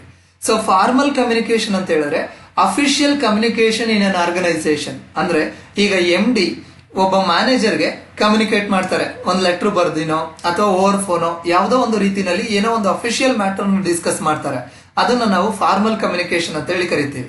ಇನ್ನೊಂದು ಎಕ್ಸಾಂಪಲ್ ಕೊಡೋದಾದ್ರೆ, ಪ್ರಿನ್ಸಿಪಲ್ ಯಾರೋ ಒಬ್ರು ಸ್ಟಾಫ್ ಅನ್ನ ಕರೆದ್ಬಿಟ್ಟು ಒಂದಷ್ಟು ಏನೋ ಇನ್ಫಾರ್ಮೇಶನ್ಸ್ ಅನ್ನ ಕೊಡ್ತಾರೆ ಕಾಲೇಜ್ ಬಗ್ಗೆ. ಇದು formal communication, official communication regarding the organisation. ಅದನ್ನು ನಾವು ಫಾರ್ಮಲ್ ಕಮ್ಯುನಿಕೇಶನ್ ಅಂತ ಹೇಳಿ ಕರಿತೀವಿ. ಇದಾದ್ಮೇಲೆ ಇನ್ಫಾರ್ಮಲ್ ಕಮ್ಯುನಿಕೇಶನ್. ಇನ್ಫಾರ್ಮಲ್ ಕಮ್ಯುನಿಕೇಶನ್ ಅಂದ್ರೆ ಇಬ್ರು ಫ್ರೆಂಡ್ಸ್ ಮಾತಾಡ್ಕೊಳ್ಳೋದು. So employees chit chat in the organisation ಅಲ್ಲಿ ಹೇಳೋದಾದ್ರೆ, ಈಗ ಲಂಚ್ ಬ್ರೇಕ್ ಅಲ್ಲಿ ಎಂಪ್ಲಾಯೀಸ್ ಬಂದು ಅವ್ರ ಪರ್ಸನಲ್ ಸಂಡೇ ಹೇಗೆ ಕೇಳಿದ್ರು, ವೀಕೆಂಡ್ ಹೇಗೆ ಕೇಳಿದ್ರು, ಈ ರೀತಿ ಏನೋ ಡಿಸ್ಕಷನ್ ಮಾಡ್ತಾರಲ್ಲ, ಅದನ್ನ ನಾವು ಇನ್ಫಾರ್ಮಲ್ ಕಮ್ಯುನಿಕೇಶನ್ ಅಂತ ಹೇಳಿ ಕರಿತೀವಿ. ಫಾರ್ಮಲ್ ಅಂದ್ರೆ ಅಫಿಷಿಯಲ್ ಮ್ಯಾಟರ್ಸ್ ಬಗ್ಗೆ ಅಫಿಷಿಯಲ್ ಆಗಿ ಡಿಸ್ಕಸ್ ಮಾಡೋದು. ಇನ್ಫಾರ್ಮಲ್ ಅಂತ ಹೇಳಿದ್ರೆ personal issues and other informal issues ಬಗ್ಗೆ ಆರ್ಗನೈಸೇಷನ್ ಅಲ್ಲಿ ಅಥವಾ ಎಲ್ಲೇ ಡಿಸ್ಕಸ್ ಮಾಡಿದ್ರು ಅದನ್ನ ಇನ್ಫಾರ್ಮಲ್ ಕಮ್ಯುನಿಕೇಶನ್ ಅಂತ ಹೇಳಿ ಕರಿತೀವಿ. ಈ ಒಂದು ಆರ್ಗನೈಸೇಷನ್ ಸ್ಟ್ರಕ್ಚರ್ ಅಲ್ಲಿ ಇನ್ನೊಂದು ಟೈಪ್ ಆಫ್ ಕಮ್ಯುನಿಕೇಶನ್ ಇದೆ, ವೆರಿ ಇಂಪಾರ್ಟೆಂಟ್ ಕಮ್ಯುನಿಕೇಶನ್. ನೀವು ಯಾರಾದ್ರೂ ಪ್ರಿವಿಯಸ್ ಇಯರ್ ಕ್ವಶನ್ ಪೇಪರ್ ನೋಡಿದ್ರೆ ನಿಮಗೆ ಗೊತ್ತಾಗುತ್ತೆ. ಈ ಒಂದು ಟೈಪ್ ಆಫ್ ಕಮ್ಯುನಿಕೇಶನ್ ಬಗ್ಗೆ ಯೂಶಲಿ ಕ್ವಶನ್ ಇದ್ದೇ ಇದೆ, ಗ್ರೇಪ್ ವೈನ್ ಕಮ್ಯುನಿಕೇಶನ್ ಅಂತ ಹೇಳಿ. ಈ ಗ್ರೇಪ್ ವೈನ್ ಕಮ್ಯುನಿಕೇಶನ್ ಅಂದ್ರೆ ಏನು ಅಂತ ಹೇಳಿದ್ರೆ, basically it is informal communication. Grapevine communication ಅಂದ್ರೆ ಇನ್ಫಾರ್ಮಲ್ ಕಮ್ಯುನಿಕೇಶನ್, ಆದ್ರೆ ಅಫಿಷಿಯಲ್ ಮ್ಯಾಟರ್ಸ್ ಬಗ್ಗೆ informal communication. Gossip about the official matters or informal communication about the official matter. ಅನೌಪಚಾರಿಕವಾಗಿ ಅಫಿಷಿಯಲ್ ಮ್ಯಾಟರ್ಸ್ ಬಗ್ಗೆ discuss ಮಾಡೋದು ಅಂದ್ರೆ, ಈಗ ಏನಾಗುತ್ತೆ, ವರ್ಕ್ ಮಾಡ್ತಾ ಇರ್ತಾರೆ, ಲಂಚ್ ಬ್ರೇಕ್ ಅಲ್ಲಿ ಎಂಪ್ಲಾಯೀಸ್ ಬರ್ತಾರೆ, ಏನ್ ಮಾಡ್ತಾರೆ, ಸೇಲ್ಸ್ ಹೇಗ್ ನಡೀತಾ ಇದೆ ಕಂಪನಿದು ಅಂತ ಹೇಳಿ ಲಂಚ್ ಬ್ರೇಕ್ ಅಲ್ಲಿ ಇಬ್ರು ಕೂತ್ಕೊಂಡು ಸುಮ್ನೆ ಜನರಿಕ್ ಆಗಿ ಅವರವರೇ ಡಿಸ್ಕಸ್ ಮಾಡ್ಕೊಳ್ತಾರೆ. ಅದು ಗ್ರೇಪ್ ವೈನ್ ಕಮ್ಯುನಿಕೇಶನ್ ಆಗುತ್ತೆ. ಇನ್ಫಾರ್ಮಲ್ ಆಗಿ ಅಫಿಷಿಯಲ್ ಮ್ಯಾಟರ್ಸ್ ಬಗ್ಗೆ ಡಿಸ್ಕಸ್ ಮಾಡ್ತಕ್ಕಂಥದ್ದನ್ನ ಗ್ರೇಪ್ ವೈನ್. ಅದೇ ಮಾರ್ಕೆಟಿಂಗ್ ಅಥವಾ ಸೇಲ್ಸ್ ಬಗ್ಗೆ ಒಂದು ಮೀಟಿಂಗ್ ಕರೆದು ಆಫೀಸಲ್ಲಿ ಕೂತ್ಕೊಂಡು ಮಾತಾಡಿದ್ರೆ ಅದು ಫಾರ್ಮಲ್ ಆಗುತ್ತೆ. ನೀವು ಯಾವುದೋ ಬೇರೆ ನಿಮ್ ಪರ್ಸನಲ್ ವಿಚಾರದ ಬಗ್ಗೆ ಮಾತಾಡಿದ್ರೆ ಇನ್ಫಾರ್ಮಲ್ ಆಗುತ್ತೆ. ಅಫಿಷಿಯಲ್ ಮ್ಯಾಟರ್ಸ್ ಅನ್ನ ಇನ್ಫಾರ್ಮಲ್ ಆಗಿ ನೀವು ಡಿಸ್ಕಸ್ ಮಾಡಿದ್ರೆ ಅದನ್ನ ನಾವು ಗ್ರೇಪ್ ವೈನ್ ಕಮ್ಯುನಿಕೇಶನ್ ಅಂತ ಹೇಳಿ ಕರಿತೀವಿ. ಸೊ ಈ ಏರಿಯಾದಲ್ಲಿ ಕ್ವಶನ್ ಯೂಶಲಿ ಕೇಳ್ತಾನೆ ಇರ್ತಾರೆ. ಗ್ರೇಪ್ ವೈನ್ ಕಮ್ಯುನಿಕೇಶನ್ ಅಂತ ಹೇಳಿದ್ರೆ ಅಫಿಷಿಯಲ್ ಮ್ಯಾಟರ್ಸ್ ಬಗ್ಗೆ ಇನ್ಫಾರ್ಮಲ್ ಆಗಿ ಕಮ್ಯುನಿಕೇಶನ್ ಮಾಡ್ತಕ್ಕಂಥದ್ದನ್ನ ಗ್ರೇಪ್ ವೈನ್ ಕಮ್ಯುನಿಕೇಶನ್ ಅಂತ ಹೇಳಿ ಕರಿತೀವಿ. ಇದು ನಿಮ್ಗೆ ಕ್ಲಿಯರ್ ಇದೆ ಅಂತ ಭಾವಿಸ್ತೀನಿ. ಇದು ನಿಮ್ಗೆ ಕ್ಲಿಯರ್ ಇದೆ ಅಂತ ಹೇಳಿದ್ರೆ ನೆಕ್ಸ್ಟ್ ಟಾಪಿಕ್ ಗೆ ಮೂವ್ ಆನ್ ಆಗೋಣ. Next topic, principles of effective communication. ಒಂದು ಕಮ್ಯುನಿಕೇಶನ್ ಎಫೆಕ್ಟಿವ್ ಆಗಿ ಆಗ್ಬೇಕು ಅಂದ್ರೆ ಏನೆಲ್ಲ ಪ್ರಿನ್ಸಿಪಲ್ಸ್ ಅನ್ನ ನಾವು ಫಾಲೋ ಮಾಡಬೇಕು ಅನ್ನೋದನ್ನ ನಾವು ಪ್ರಿನ್ಸಿಪಲ್ಸ್ ಆಫ್ ಎಫೆಕ್ಟಿವ್ ಕಮ್ಯುನಿಕೇಶನ್ ಅಂತ ಕರಿತೀವಿ. ಯಾಕಂತ ಹೇಳಿದ್ರೆ ಕಮ್ಯುನಿಕೇಶನ್ ಎಫೆಕ್ಟಿವ್ನೆಸ್ ತುಂಬಾ ಇಂಪಾರ್ಟೆಂಟ್ ರೋಲ್ ಅನ್ನ ಪ್ಲೇ ಮಾಡುತ್ತೆ. ಅಂದ್ರೆ ಈಗ ಒಂದು ಕಾಲೇಜಲ್ಲಿ 10 ಮೆಂಬರ್ಸ್ ಫ್ಯಾಕಲ್ಟೀಸ್ ಇದ್ದಾರೆ ಅಂದ್ರೆ 10 ಜನ ಪಾಠ ಮಾಡ್ತಾರೆ, ಆದ್ರೆ ಮಕ್ಕಳಿಗೆ ಒಬ್ಬೊಬ್ರು ಪಾಠ ಮಾಡೋದು ಒಂದೊಂದು ರೀತಿನಲ್ಲಿ ಅರ್ಥ ಆಗುತ್ತೆ. ಕೆಲವರು ಮಾಡೋದು 80% ಅರ್ಥ ಆದ್ರೆ ಇನ್ ಕೆಲವರು ಮಾಡೋರ್ದು 20% ಮಾತ್ರ ಅರ್ಥ ಆಗುತ್ತೆ. ಈ ರೀತಿ ಒಬ್ಬೊಬ್ರು ಅಂಡರ್ಸ್ಟ್ಯಾಂಡಿಂಗ್ ಲೆವೆಲ್ ಡಿಫ್ರೆನ್ಸ್ ಆಗುತ್ತೆ. ಸೊ ಕಮ್ಯುನಿಕೇಶನ್ ತುಂಬಾ ಎಫೆಕ್ಟಿವ್ ಆಗಿರ್ಬೇಕಾಗತ್ತೆ, ಕಮ್ಯುನಿಕೇಟರ್ ಎಫೆಕ್ಟಿವ್ ಆಗಿರ್ಬೇಕಾಗತ್ತೆ. ಆ ರೀತಿ ಆಗ್ಬೇಕು ಅಂದ್ರೆ ನಾವು ಏನ್ ಪ್ರಿನ್ಸಿಪಲ್ಸ್ ಅನ್ನ ಫಾಲೋ ಮಾಡ್ಬೇಕು ಅಂತ ಹೇಳಿದ್ರೆ, first one choice of words. ನಾವು ಏನನ್ನಾದ್ರೂ ಮಾಹಿತಿಯನ್ನ ಇನ್ನೊಬ್ರಿಗೆ ಕೊಡ್ಬೇಕಾದ್ರೆ ಯಾವ ಪದಗಳನ್ನ ಬಳಸಬೇಕು ಅನ್ನೋದು ಇಂಪಾರ್ಟೆಂಟ್ ಆಗುತ್ತೆ. Choice of words. ಸೊ ಯಾವ ವರ್ಡ್ಸ್ ಅನ್ನ ಬಳಸಬೇಕು ಅಂತಕ್ಕಂಥದ್ದು ಇಂಪಾರ್ಟೆಂಟ್ ಆಗುತ್ತೆ. ಅದು very important, first principle. Next ಅಂತ ಬಂದಾಗ ಪರ್ಪಸ್ ಕ್ಲಾರಿಟಿ. ಈಗ ನಾನು ಯಾರೋ ಒಬ್ಬ ವ್ಯಕ್ತಿಗೆ ಏನೋ ಒಂದು ಹೇಳ್ತಾ ಇದ್ದೀನಿ ಅಂದ್ರೆ ನಾನು ಯಾವ ಕಾರಣದಿಂದ ಅದನ್ನ ಹೇಳ್ತಾ ಇದ್ದೀನಿ ಅನ್ನೋ ಇಂಟೆನ್ಷನ್ ಅಥವಾ ಪರ್ಪಸ್ ಕ್ಲಾರಿಟಿ ಇರಬೇಕು. ಈಗ ನಾನು ಈ ಕಮ್ಯುನಿಕೇಶನ್ ಅನ್ನೋ ಚಾಪ್ಟರ್ ಬಗ್ಗೆ ನಿಮ್ಗೆ ಕ್ರಾಶ್ ಕೋರ್ಸ್ ಮಾಡ್ತಾ ಇದ್ದೀನಿ ಅಂದ್ರೆ ನನ್ನ ಪರ್ಪಸ್ ನಿಮಗೆ ಕ್ಲಾರಿಟಿ ಇರಬೇಕು. ಅದೇ ಕಾರಣಕ್ಕೆ ನಾನು ಬಿಗಿನಿಂಗ್ ಅಲ್ಲಿ ಏನ್ ಮಾಡ್ತಾ ಇದ್ದೀನಿ, 1.5 ಮಿನಿಟ್ಸ್ ಈ ಒಂದು ಚಾಪ್ಟರ್ ಅಲ್ಲಿ ಏನೇನ್ ಡಿಸ್ಕಸ್ ಮಾಡ್ತೀನಿ, ಯಾಕೆ ಈ ಚಾಪ್ಟರ್ ಇಂಪಾರ್ಟೆಂಟ್ ಅಂತ ನಾನು ನಿಮ್ಗೆ ನಮ್ಮ ಪರ್ಪಸ್ ಕ್ಲಾರಿಟಿ ಕೊಡ್ತೀನಿ. ಪರ್ಪಸ್ ಅಂದ್ರೆ ಏನು, ನಿಮಗೆ NET ಅಥವಾ KSET ಅಲ್ಲಿ ಪೇಪರ್ 1 ಅಲ್ಲಿ ಕಮ್ಯುನಿಕೇಶನ್ ಚಾಪ್ಟರ್ ಬಗ್ಗೆ ಏನೇನೇ ಕವರ್ ಆಗುತ್ತೆ, ನೀವು ಅದನ್ನ ಹೇಗೆ ಓದ್ಬೇಕು, ಇಂಪಾರ್ಟೆಂಟ್ ಟಾಪಿಕ್ಸ್ ಯಾವುದು ಅಂತ ನಿಮಗೆ ಗೊತ್ತಾಗಬೇಕು. It is my purpose. ಅದನ್ನ ನಾವು ಕ್ಲಾರಿಫೈ ಮಾಡಬೇಕಾಗುತ್ತೆ ನಮ್ಮ ರೆಸಿಪಿಯೆಂಟ್ಸ್ ಯಾರು ಇರ್ತಾರೆ ಅವರಿಗೆ. ಸೊ ಹಾಗಾಗಿ ಎಫೆಕ್ಟಿವ್ ಕಮ್ಯುನಿಕೇಶನ್ ಪ್ರಿನ್ಸಿಪಲ್ಸ್ ಅಲ್ಲಿ second principle purpose clarity. So ಅದಾದ್ಮೇಲೆ ನೆಕ್ಸ್ಟ್ ಥರ್ಡ್ ಪ್ರಿನ್ಸಿಪಲ್ ಬರುತ್ತೆ ಲಿಸನ್ ಇಂಟೆಲಿಜೆಂಟ್ಲಿ. ಸೊ ನಾನು ಎಷ್ಟೇ ಎಫೆಕ್ಟಿವ್ ಆಗಿ ಹೇಳ್ಕೊಡ್ಬೋದು, ನೀವು ವಿಡಿಯೋನ ಪ್ಲೇ ಮಾಡ್ಬಿಟ್ಟು ನೀವು ಬೇರೆ ಏನೋ ಮಾಡ್ತಾ ಇದ್ದೀರಾ ಅಥವಾ ಬೇರೆ ಇನ್ಯಾವುದೋ ಆಕ್ಟಿವಿಟಿನಲ್ಲಿ ಇನ್ವಾಲ್ವ್ ಆಗಿದ್ದೀರಾ ಅಂದ್ರೆ ನನ್ನ ವಿಡಿಯೋ ಕಂಟೆಂಟ್ ಅಲ್ಲಿ ನಾನು ಎಕ್ಸ್ಪ್ಲೈನ್ ಮಾಡಿರ್ತಕ್ಕಂಥ ಟಾಪಿಕ್ ನಿಮ್ಗೆ ಈ ತುಂಬಾ ಡೆಪ್ತ್ ಆಗಿ ಅರ್ಥ ಆಗೋದಿಲ್ಲ. ಸೊ ಹಾಗಾಗಿ good listener is A good learner ಅಂತ ಹೇಳ್ತೀವಿ, ಅಂದ್ರೆ ಒಳ್ಳೆಯ ಕೇಳುಗ ಒಳ್ಳೆಯ ಕಲಿಕಾರ್ಥಿ ಆಗ್ತಾನೆ ಅಂತ ಹೇಳಿ. ಸೊ ಹಾಗಾಗಿ ನಮ್ಮ ಕಮ್ಯುನಿಕೇಶನ್ ಇಂಟೆನ್ಷನ್ ಈಸಿಯಾಗಿ ರೀಚ್ ಆಗಬೇಕು, ಕಮ್ಯುನಿಕೇಶನ್ ಎಫೆಕ್ಟಿವ್ ಆಗಿ ರೀಚ್ ಆಗಬೇಕು ಅಂದ್ರೆ ರೆಸಿಪಿಯೆಂಟ್ ಅಥವಾ ರಿಸೀವರ್ಸ್ ಯಾರಿರ್ತಾರೆ ಅವರು ಎಫೆಕ್ಟಿವ್ ಆಗಿ ಅಥವಾ ಇಂಟೆಲಿಜೆಂಟ್ ಆಗಿ ಕೇಳಿಸ್ಕೊಳ್ಬೇಕಾಗತ್ತೆ ಏನ್ ಕಮ್ಯುನಿಕೇಟ್ ಮಾಡ್ತಾ ಇದ್ದಾರೆ ಆ ವಿಷಯವನ್ನ. ಸೊ ಅದಾದ್ಮೇಲೆ ನೆಕ್ಸ್ಟ್ ಪ್ರಿನ್ಸಿಪಲ್ ಮೀಡಿಯಾ. ಸೊ ನಾವು ಕಮ್ಯುನಿಕೇಟ್ ಮಾಡ್ಲಿಕ್ಕೆ ಯಾವ ಮೀಡಿಯಾನ ಬಳಸ್ತೀವಿ ಅನ್ನೋದು ನೆಕ್ಸ್ಟ್ ಪ್ರಿನ್ಸಿಪಲ್. ನಾನು ಇವಾಗ ಈ ಕಮ್ಯುನಿಕೇಶನ್ ಬಗ್ಗೆ ನಿಮ್ಗೆ ವಿಡಿಯೋ ಮಾಡ್ತಾ ಇದ್ದೀನಿ. ನಾನು ವಿಡಿಯೋ ಮಾಡೋದ್ರ ಬದಲಿಗೆ ಜಸ್ಟ್ ಸುಮ್ಮನೆ ಆಡಿಯೋ ಮಾಡ್ಬಿಟ್ಟು ನಿಮ್ಗೆ ಏನು PPT ತೋರಿಸ್ದೆ ಹೇಳ್ತಾ ಹೋದ್ರೆ ನಿಮ್ಗೆ ಅಷ್ಟು ಅರ್ಥ ಆಗಲ್ಲ. ಈ ಪ್ರಿನ್ಸಿಪಲ್ಸ್ ಇದೆಲ್ಲ ಹೇಗೆ ವರ್ಕ್ ಆಗುತ್ತೆ ಆ ಮೆಕ್ಯಾನಿಸಮ್ ಅರ್ಥ ಆಗಲ್ಲ. ಈಗ ನಾನು ಪ್ರೋಸೆಸ್ ಆಫ್ ಕಮ್ಯುನಿಕೇಶನ್ ಎಕ್ಸ್ಪ್ಲೈನ್ ಮಾಡಿದೆ, ನಾನು ಯಾವ್ದಾದ್ಮೇಲೆ ಯಾವ್ದು ಅಂತ ಹೇಳಿ ಒಂದಾದ್ಮೇಲೆ ಒಂದು ಪ್ರೋಸೆಸ್ ಅನ್ನ ತಗೊಂಡು ಎಕ್ಸ್ಪ್ಲೈನ್ ಮಾಡಿದೆ. ಸುಮ್ನೆ ಓವರ್ ಆಗಿ ಇದಾದ್ಮೇಲೆ ಇದು ಅಂತ ಹೇಳಿದ್ರೆ ಎಫೆಕ್ಟಿವ್ನೆಸ್ ಕಡಿಮೆ ಆಗ್ಬಿಡುತ್ತೆ. ನಮ್ಗೆ ವಿಸಿಬಿಲಿಟಿ ಅಥವಾ ವಿಜುವಲ್ ಏಡ್ಸ್ ಅನ್ನ ನಾನು ಬಳಸ್ಕೊಂಡಾಗ ನಿಮ್ಗೆ ಎಫೆಕ್ಟಿವ್ನೆಸ್ ಜಾಸ್ತಿ ಆಗುತ್ತೆ. ಆ ರೀತಿ ನೀವು ಯಾವ ವಿಷಯವನ್ನ ಕಮ್ಯುನಿಕೇಟ್ ಮಾಡ್ತಾ ಇದ್ದೀರಾ, ಯಾರಿಗೆ ಕಮ್ಯುನಿಕೇಟ್ ಮಾಡ್ತಾ ಇದ್ದೀರಾ, ಆ ವಿಷಯವನ್ನ ಅವರಿಗೆ ಕಮ್ಯುನಿಕೇಟ್ ಮಾಡ್ಬೇಕಾದ್ರೆ ಎಫೆಕ್ಟಿವ್ನೆಸ್ ಇಂಪ್ರೂವ್ ಆಗ್ಬೇಕು ಅಂದ್ರೆ ಯಾವ ಮೀಡಿಯಂ ಅನ್ನ ಬಳಸ್ಕೊಳ್ಬೇಕು ಅಂತ ಚೂಸ್ ಮಾಡ್ಕೊಳ್ಬೇಕಾಗತ್ತೆ. ಅದು ನೆಕ್ಸ್ಟ್ ಪ್ರಿನ್ಸಿಪಲ್. ಸೊ ಅದಾದ್ಮೇಲೆ timing of communication it is very very important. ನೀವು ರಾತ್ರಿ 2 o'clockಗೆ ಕ್ಲಾಸ್ ರೂಮ್ಗೆ ಹೋಗ್ಬಿಟ್ಟು ಮಕ್ಳಿಗೆ ಪಾಠ ಮಾಡ್ತೀವಿ ಅಂದ್ರೆ ಅವ್ರಿಗೆ ಅರ್ಥ ಆಗಲ್ಲ. ಸೊ ಯಾವ ಟೈಮಿಂಗ್ ಅಲ್ಲಿ ನಾವು ಮೆಸೇಜ್ ಅನ್ನ ಕೊಡ್ತೀವಿ ಅನ್ನೋದು ಇಂಪಾರ್ಟೆಂಟ್ ಆಗುತ್ತೆ. ಅದೇ ಕಂಪನಿನಲ್ಲಿ ಹೇಳೋದಾದ್ರೆ ಸಂಡೇ ಕರೆದ್ಬಿಟ್ಟು ಒಂದು ಮೀಟಿಂಗ್ ಮಾಡ್ತೀವಿ ಅಂದ್ರೆ ಎಂಪ್ಲಾಯೀಸ್ಗೆ ಇಂಟ್ರೆಸ್ಟ್ ಇರಲ್ಲ, ಎಫೆಕ್ಟಿವ್ನೆಸ್ ಕಡಿಮೆ ಆಗ್ಬಿಡುತ್ತೆ. ನೀವು ಪನಿಷ್ಮೆಂಟ್ ಕೊಡ್ತೀರಾ ಅಂತ ನಿಮ್ಮ ಮೀಟಿಂಗ್ಗೆ ಎಂಪ್ಲಾಯೀಸ್ ಬಂದು ಕೂತ್ಕೊಳ್ಬಹುದು, ಬಟ್ ನೀವು ಹೇಳೋ ವಿಷಯನ ಅರ್ಥ ಮಾಡ್ಕೊಳ್ಳೋ ಎಫೆಕ್ಟಿವ್ನೆಸ್ ಏನಿರುತ್ತೆ ಅದು ಕಡಿಮೆ ಆಗ್ಬಿಡುತ್ತೆ. ಸೊ ಹಾಗಾಗಿ ಟೈಮಿಂಗ್ ಆಫ್ ದಿ ಕಮ್ಯುನಿಕೇಶನ್ ಏನಿರುತ್ತೆ ಅದ್ರ ಬಗ್ಗೆನೂ ನಾವು ಕೇರ್ಫುಲ್ ಆಗಿ ನೋಡ್ಕೊಂಡು ಎಫೆಕ್ಟಿವ್ನೆಸ್ ಜಾಸ್ತಿ ಬರ್ತಕ್ಕಂಥ ಟೈಮಲ್ಲಿ ಮೆಸೇಜ್ ಅನ್ನ ನಾವು ಕೊಡ್ಬೇಕಾಗತ್ತೆ. ಇದಾದ್ಮೇಲೆ ಫೀಡ್ಬ್ಯಾಕ್. ಎಫೆಕ್ಟಿವ್ ಕಮ್ಯುನಿಕೇಶನ್ಗೆ ಫೀಡ್ಬ್ಯಾಕ್ ಇಂಪಾರ್ಟೆಂಟ್ ಯಾಕಾಗುತ್ತೆ ಅಂದ್ರೆ ನೀವು ನನ್ನ ಎಲ್ಲಾ ವಿಡಿಯೋದಲ್ಲಿ ಅಬ್ಸರ್ವ್ ಮಾಡಿದ್ರೆ ಕಮೆಂಟ್ ಮಾಡಿ ಅಂತ ಹೇಳ್ತೀನಿ. ಯಾಕಂತ ಹೇಳಿದ್ರೆ ನೀವು ಫೀಡ್ಬ್ಯಾಕ್ ಕೊಟ್ಟು ಅಂದ್ರೆ ಈ ವಿಡಿಯೋ ಕಮೆಂಟ್ ಬಾಕ್ಸ್ ಅಲ್ಲಿ ಕಮೆಂಟ್ ಮಾಡಿ ಈ ವಿಡಿಯೋದಲ್ಲಿ ಏನ್ ಇಷ್ಟ ಆಯ್ತು, ಹೇಗೆ ನಿಮ್ಗೆ ಅದು ಯೂಸ್ಫುಲ್ ಅನ್ನಿಸ್ತು ಅಂತ ಹೇಳಿದ್ರೆ ನನಗೆ ನಂದೇನಾದ್ರೂ ಮಿಸ್ಟೇಕ್ಸ್ ಇದ್ರೆ ಗೊತ್ತಾಗುತ್ತೆ. ಜೊತೆಗೆ ಇನ್ನು ಹೇಗೆ ಇಂಪ್ರೂವ್ ಮಾಡ್ಕೊಳ್ಬಹುದು, ನನ್ನ ನೆಕ್ಸ್ಟ್ ವಿಡಿಯೋದಲ್ಲಿ ಕಮ್ಯುನಿಕೇಟ್ ಮಾಡ್ಬೇಕಾದ್ರೆ ಹೇಗೆ ನನ್ನನ್ನು ನಾನು ಇಂಪ್ರೂವ್ ಮಾಡ್ಕೊಳ್ಬಹುದು ಅಂತ ನನಗೆ ಗೊತ್ತಾಗುತ್ತೆ. So that communication effectiveness day by day improve ಆಗ್ತಾ ಹೋಗುತ್ತೆ.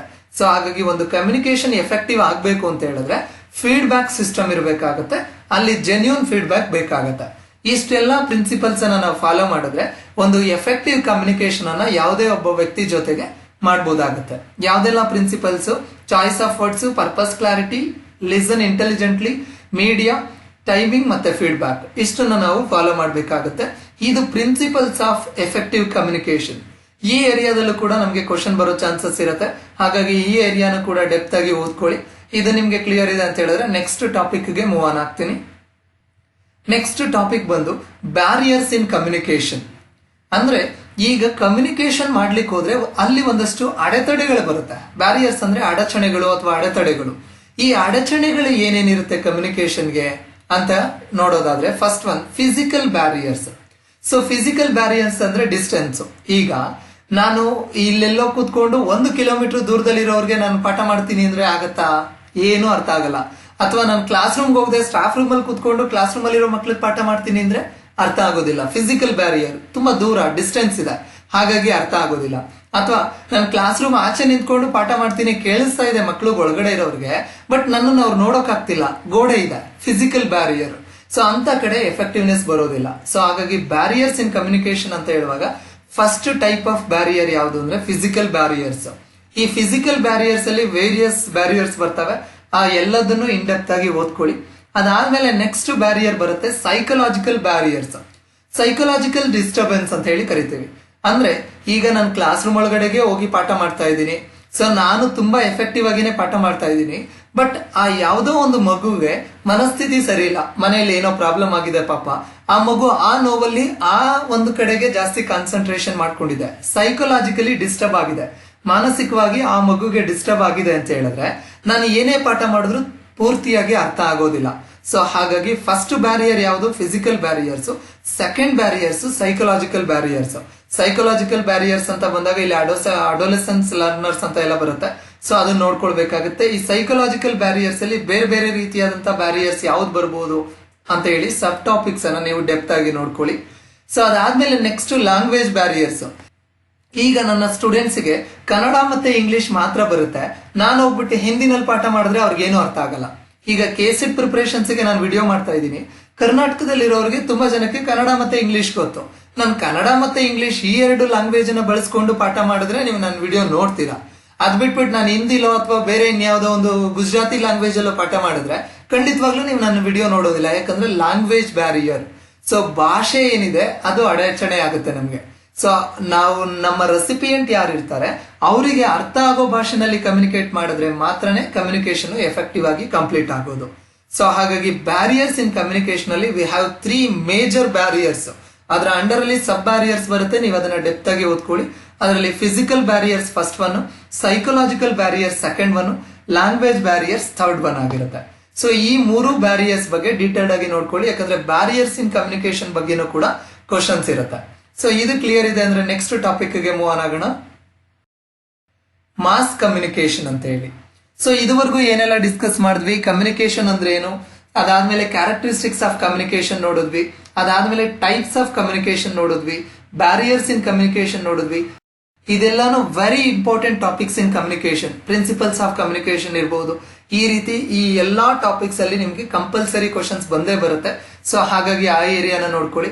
ಅದ್ರ ಜೊತೆಗೆ ಇನ್ನೊಂದು ಏರಿಯಾ ವೆರಿ ಇಂಪಾರ್ಟೆಂಟ್ ಆಗಿ ಕ್ವಶನ್ ಬರ್ತಕ್ಕಂಥದ್ದು ಅಂತ ಹೇಳಿದ್ರೆ ಮಾಸ್ ಕಮ್ಯುನಿಕೇಶನ್.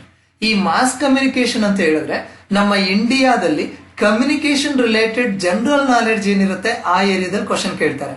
ಸೊ ಇವಾಗ ಫಾರ್ ಎಕ್ಸಾಂಪಲ್ ಹೇಳೋದಾದ್ರೆ which is the first newspaper in India, which is the first Kannada newspaper in India, which is the first news channel in India, which is the first 24 hour news channel in India. For example ಈಗ ಆಜ್ ತಕ್ ಇರಬಹುದು. So Aaj Tak first 24 hours news channel. So ಈ ರೀತಿಯಾದಂತಹ first ಯಾವುದು ಅಂತ ಕೇಳ್ಕೊಂಡು ಬರ್ತಾರೆ. So ಆ ಒಂದು ಏರಿಯಾದಲ್ಲಿ ನೀವು ಕಾನ್ಸಂಟ್ರೇಟ್ ಮಾಡಬೇಕಾಗತ್ತೆ.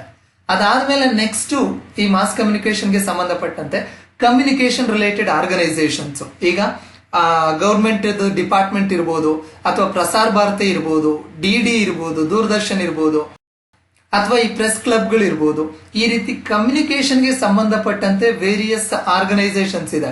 ಆ ಆರ್ಗನೈಸೇಷನ್ ಹೆಡ್ ಆಫೀಸ್ ಇಲ್ಲಿದೆ ಅಂತನೋ, ಅಥವಾ ಆ ಆರ್ಗನೈಸೇಷನ್ ಯಾವಾಗ ಎಸ್ಟಾಬ್ಲಿಷ್ ಆಯ್ತು ಅಂತನೋ, ಅಥವಾ ಆರ್ಗನೈಸೇಷನ್ ಆಕ್ಟಿವಿಟಿ ಅಥವಾ ಫಂಕ್ಷನ್ ಏನು ಅಂತನೋ, ಈ ರೀತಿಯಾದಂತಹ ಕ್ವಶನ್ಸ್ ಕೇಳುವಂತ ಚಾನ್ಸಸ್ ಇರುತ್ತೆ. ಆ ಏರಿಯಾದಲ್ಲಿ ಕಾನ್ಸಂಟ್ರೇಟ್ ಮಾಡಿ. ಅದಾದ್ಮೇಲೆ ನೆಕ್ಸ್ಟ್ ನಾನು ಆಲ್ರೆಡಿ ಹೇಳಿದಾಗೆ news channels. First 24/7 news channel ಯಾವುದು? ಆಜ್ ತಕ್. ಸೊ ಯಾವ ನ್ಯೂಸ್ ಚಾನಲ್ ಎಜುಕೇಶನ್ ನ್ಯೂಸ್ ಅನ್ನ ಮಾತ್ರ ಕೊಡುತ್ತೆ, ಯಾವ ನ್ಯೂಸ್ ಚಾನಲ್ ಅಗ್ರಿಕಲ್ಚರಲ್ ನ್ಯೂಸ್ ಮಾತ್ರ ಕೊಡುತ್ತೆ, ಯಾವ ನ್ಯೂಸ್ ಚಾನಲ್ ಜಸ್ಟ್ ಇಂಜಿನಿಯರಿಂಗ್ ಅಥವಾ ಟೆಕ್ನಿಕಲ್ ಇನ್ಫಾರ್ಮೇಶನ್ಸ್ ಅನ್ನ ಕೊಡುತ್ತೆ. ಈ ರೀತಿಯಾದಂತಹ ಕ್ವಶನ್ಸ್ ಕೇಳಬಹುದು. ಇದೆಲ್ಲ ನಿಮ್ಗೆ ಸ್ಟಡಿ ಮೆಟೀರಿಯಲ್ಸ್ ಅಲ್ಲಿ ಸಿಗುತ್ತೆ. ಈ ಏರಿಯಾಸ್ ಅನ್ನ ಕಾನ್ಸಂಟ್ರೇಟ್ ಮಾಡ್ಕೊಳ್ಳಿ. ಸೊ ಇಷ್ಟು ನಾನು ಕಮ್ಯುನಿಕೇಶನ್ಗೆ ಸಂಬಂಧಪಟ್ಟಂತೆ ಕ್ವಿಕ್ ಆಗಿ ಒಂದು ಕ್ರಾಶ್ ಕೋರ್ಸ್ ಮಾದರಿಯಲ್ಲಿ ಕಮ್ಯುನಿಕೇಶನ್ ಅನ್ನೋ ಚಾಪ್ಟರ್ ಅಲ್ಲಿ ಏನೆಲ್ಲ ಓದಬೇಕು ಅನ್ನೋದನ್ನ ಡೀಟೇಲ್ಡ್ ಆಗಿ ತಿಳಿಸ್ಕೊಟ್ಟಿದ್ದೀನಿ. ನಾನು ನಿಮ್ಗೆ ಆಲ್ರೆಡಿ ಹೇಳಿದಾಗೆ ನನ್ನ ಪ್ರೀವಿಯಸ್ ವಿಡಿಯೋದಲ್ಲಿ ನಾನು ಟೀಚಿಂಗ್ ಆಪ್ಟಿಟ್ಯೂಡ್ ಬಗ್ಗೆ ಡೀಟೇಲ್ಡ್ ಆಗಿ ತಿಳಿಸ್ಕೊಟ್ಟಿದ್ದೆ. ನೀವಿನ್ನೂ ಆ ವಿಡಿಯೋಸ್ ಅನ್ನ ನೋಡಿಲ್ಲ, ನನ್ನ ಪ್ರೀವಿಯಸ್ ಕೆಸೆಟ್ ಮತ್ತೆ NET ಪ್ರಿಪರೇಷನ್ ಕೋರ್ಸ್ ವಿಡಿಯೋಸ್ ನೋಡಿಲ್ಲ ಅಂದ್ರೆ ವಿಡಿಯೋ ಡಿಸ್ಕ್ರಿಪ್ಷನ್ ಅಲ್ಲಿ ಲಿಂಕ್ ಕೊಟ್ಟಿರ್ತೀನಿ, ನೋಡ್ಕೊಳ್ಳಿ. ನಿಮ್ಗೆ ಏನೇ ಡೌಟ್ ಇದ್ರು ಕಮೆಂಟ್ ಬಾಕ್ಸ್ ಅಲ್ಲಿ ಕಮೆಂಟ್ ಮಾಡಿ. ಜೊತೆಗೆ ನನ್ನ ಈ ಒಂದು ವಿಡಿಯೋ ನಿಮ್ಗೆ ಹೇಗೆ ಅನ್ನಿಸ್ತು ಅಂತ ಹೇಳಿ ಮರಿದೆ ಕಮೆಂಟ್ ಬಾಕ್ಸ್ ಅಲ್ಲಿ ಕಮೆಂಟ್ ಮಾಡಿ. ಯಾಕಂತ ಹೇಳಿದ್ರೆ ನಿಮ್ಮ ಆ ಕಮೆಂಟೇ ನನಗೊಂದು ರೆಸ್ಪಾನ್ಸಿಬಿಲಿಟಿಯನ್ನ ಫಿಕ್ಸ್ ಮಾಡುತ್ತೆ, ಇನ್ನೊಂದಷ್ಟು ವಿಡಿಯೋಸ್ ಅನ್ನ ನಾನು ರೆಗ್ಯುಲರ್ ಆಗಿ ಮಾಡಬೇಕು ಅಂತ ಹೇಳಿ. ಹಾಗಾಗಿ ಮರಿದೆ ಕಮೆಂಟ್ ಮಾಡಿ. ನನ್ನ ನೆಕ್ಸ್ಟ್ ವಿಡಿಯೋದಲ್ಲಿ ನಾನು ಈ ಕೆಸೆಟ್ ಅಥವಾ NET ಪೇಪರ್ 1ಗೆ ಸಂಬಂಧಪಟ್ಟಂತೆ ಇನ್ನೊಂದು ಇಂಪಾರ್ಟೆಂಟ್ ಟಾಪಿಕ್ ಬಗ್ಗೆ ಕಂಪ್ಲೀಟ್ ಆಗಿ ಒಂದು ಕ್ರಾಶ್ ಕೋರ್ಸ್ ಮಾದರಿಯಲ್ಲಿ ವಿಡಿಯೋಸ್ ಅನ್ನ ಮಾಡ್ಕೊಂಡು ಬರ್ತೀನಿ. ಅಲ್ಲಿನವರೆಗೂ ವೆಯ್ಟ್ ಮಾಡಿ. ನಮ್ಮ ಈ ಗೋಪಾಲ್ಸ್ ಎಜುಸಿಟಿ ಚಾನಲ್ಗೆ ಸಬ್ಸ್ಕ್ರೈಬ್ ಆಗಿ. Happy learning. Thank you. Thank you for watching. For more videos subscribe to Gopal's Educity channel and click on the bell icon. ಹೆಚ್ಚಿನ ವಿಡಿಯೋಗಳಿಗಾಗಿ ಗೋಪಾಲ್ಸ್ ಎಜುಸಿಟಿ ಚಾನಲ್ಗೆ ಸಬ್ಸ್ಕ್ರೈಬ್ ಆಗಿ ಬೆಲ್ ಐಕಾನ್ ಮೇಲೆ ಕ್ಲಿಕ್ ಮಾಡಿ. ಈ ವಿಡಿಯೋ ನಿಮ್ಗೆ ಇಷ್ಟ ಆಗಿದ್ರೆ ಲೈಕ್ ಮಾಡಿ, ಶೇರ್ ಮಾಡಿ, ಕಮೆಂಟ್ ಮಾಡಿ. ಮತ್ತೆ ಸಿಗೋಣ ಮುಂದಿನ ವಿಡಿಯೋದಲ್ಲಿ. Meet you again in the next video. Thank you.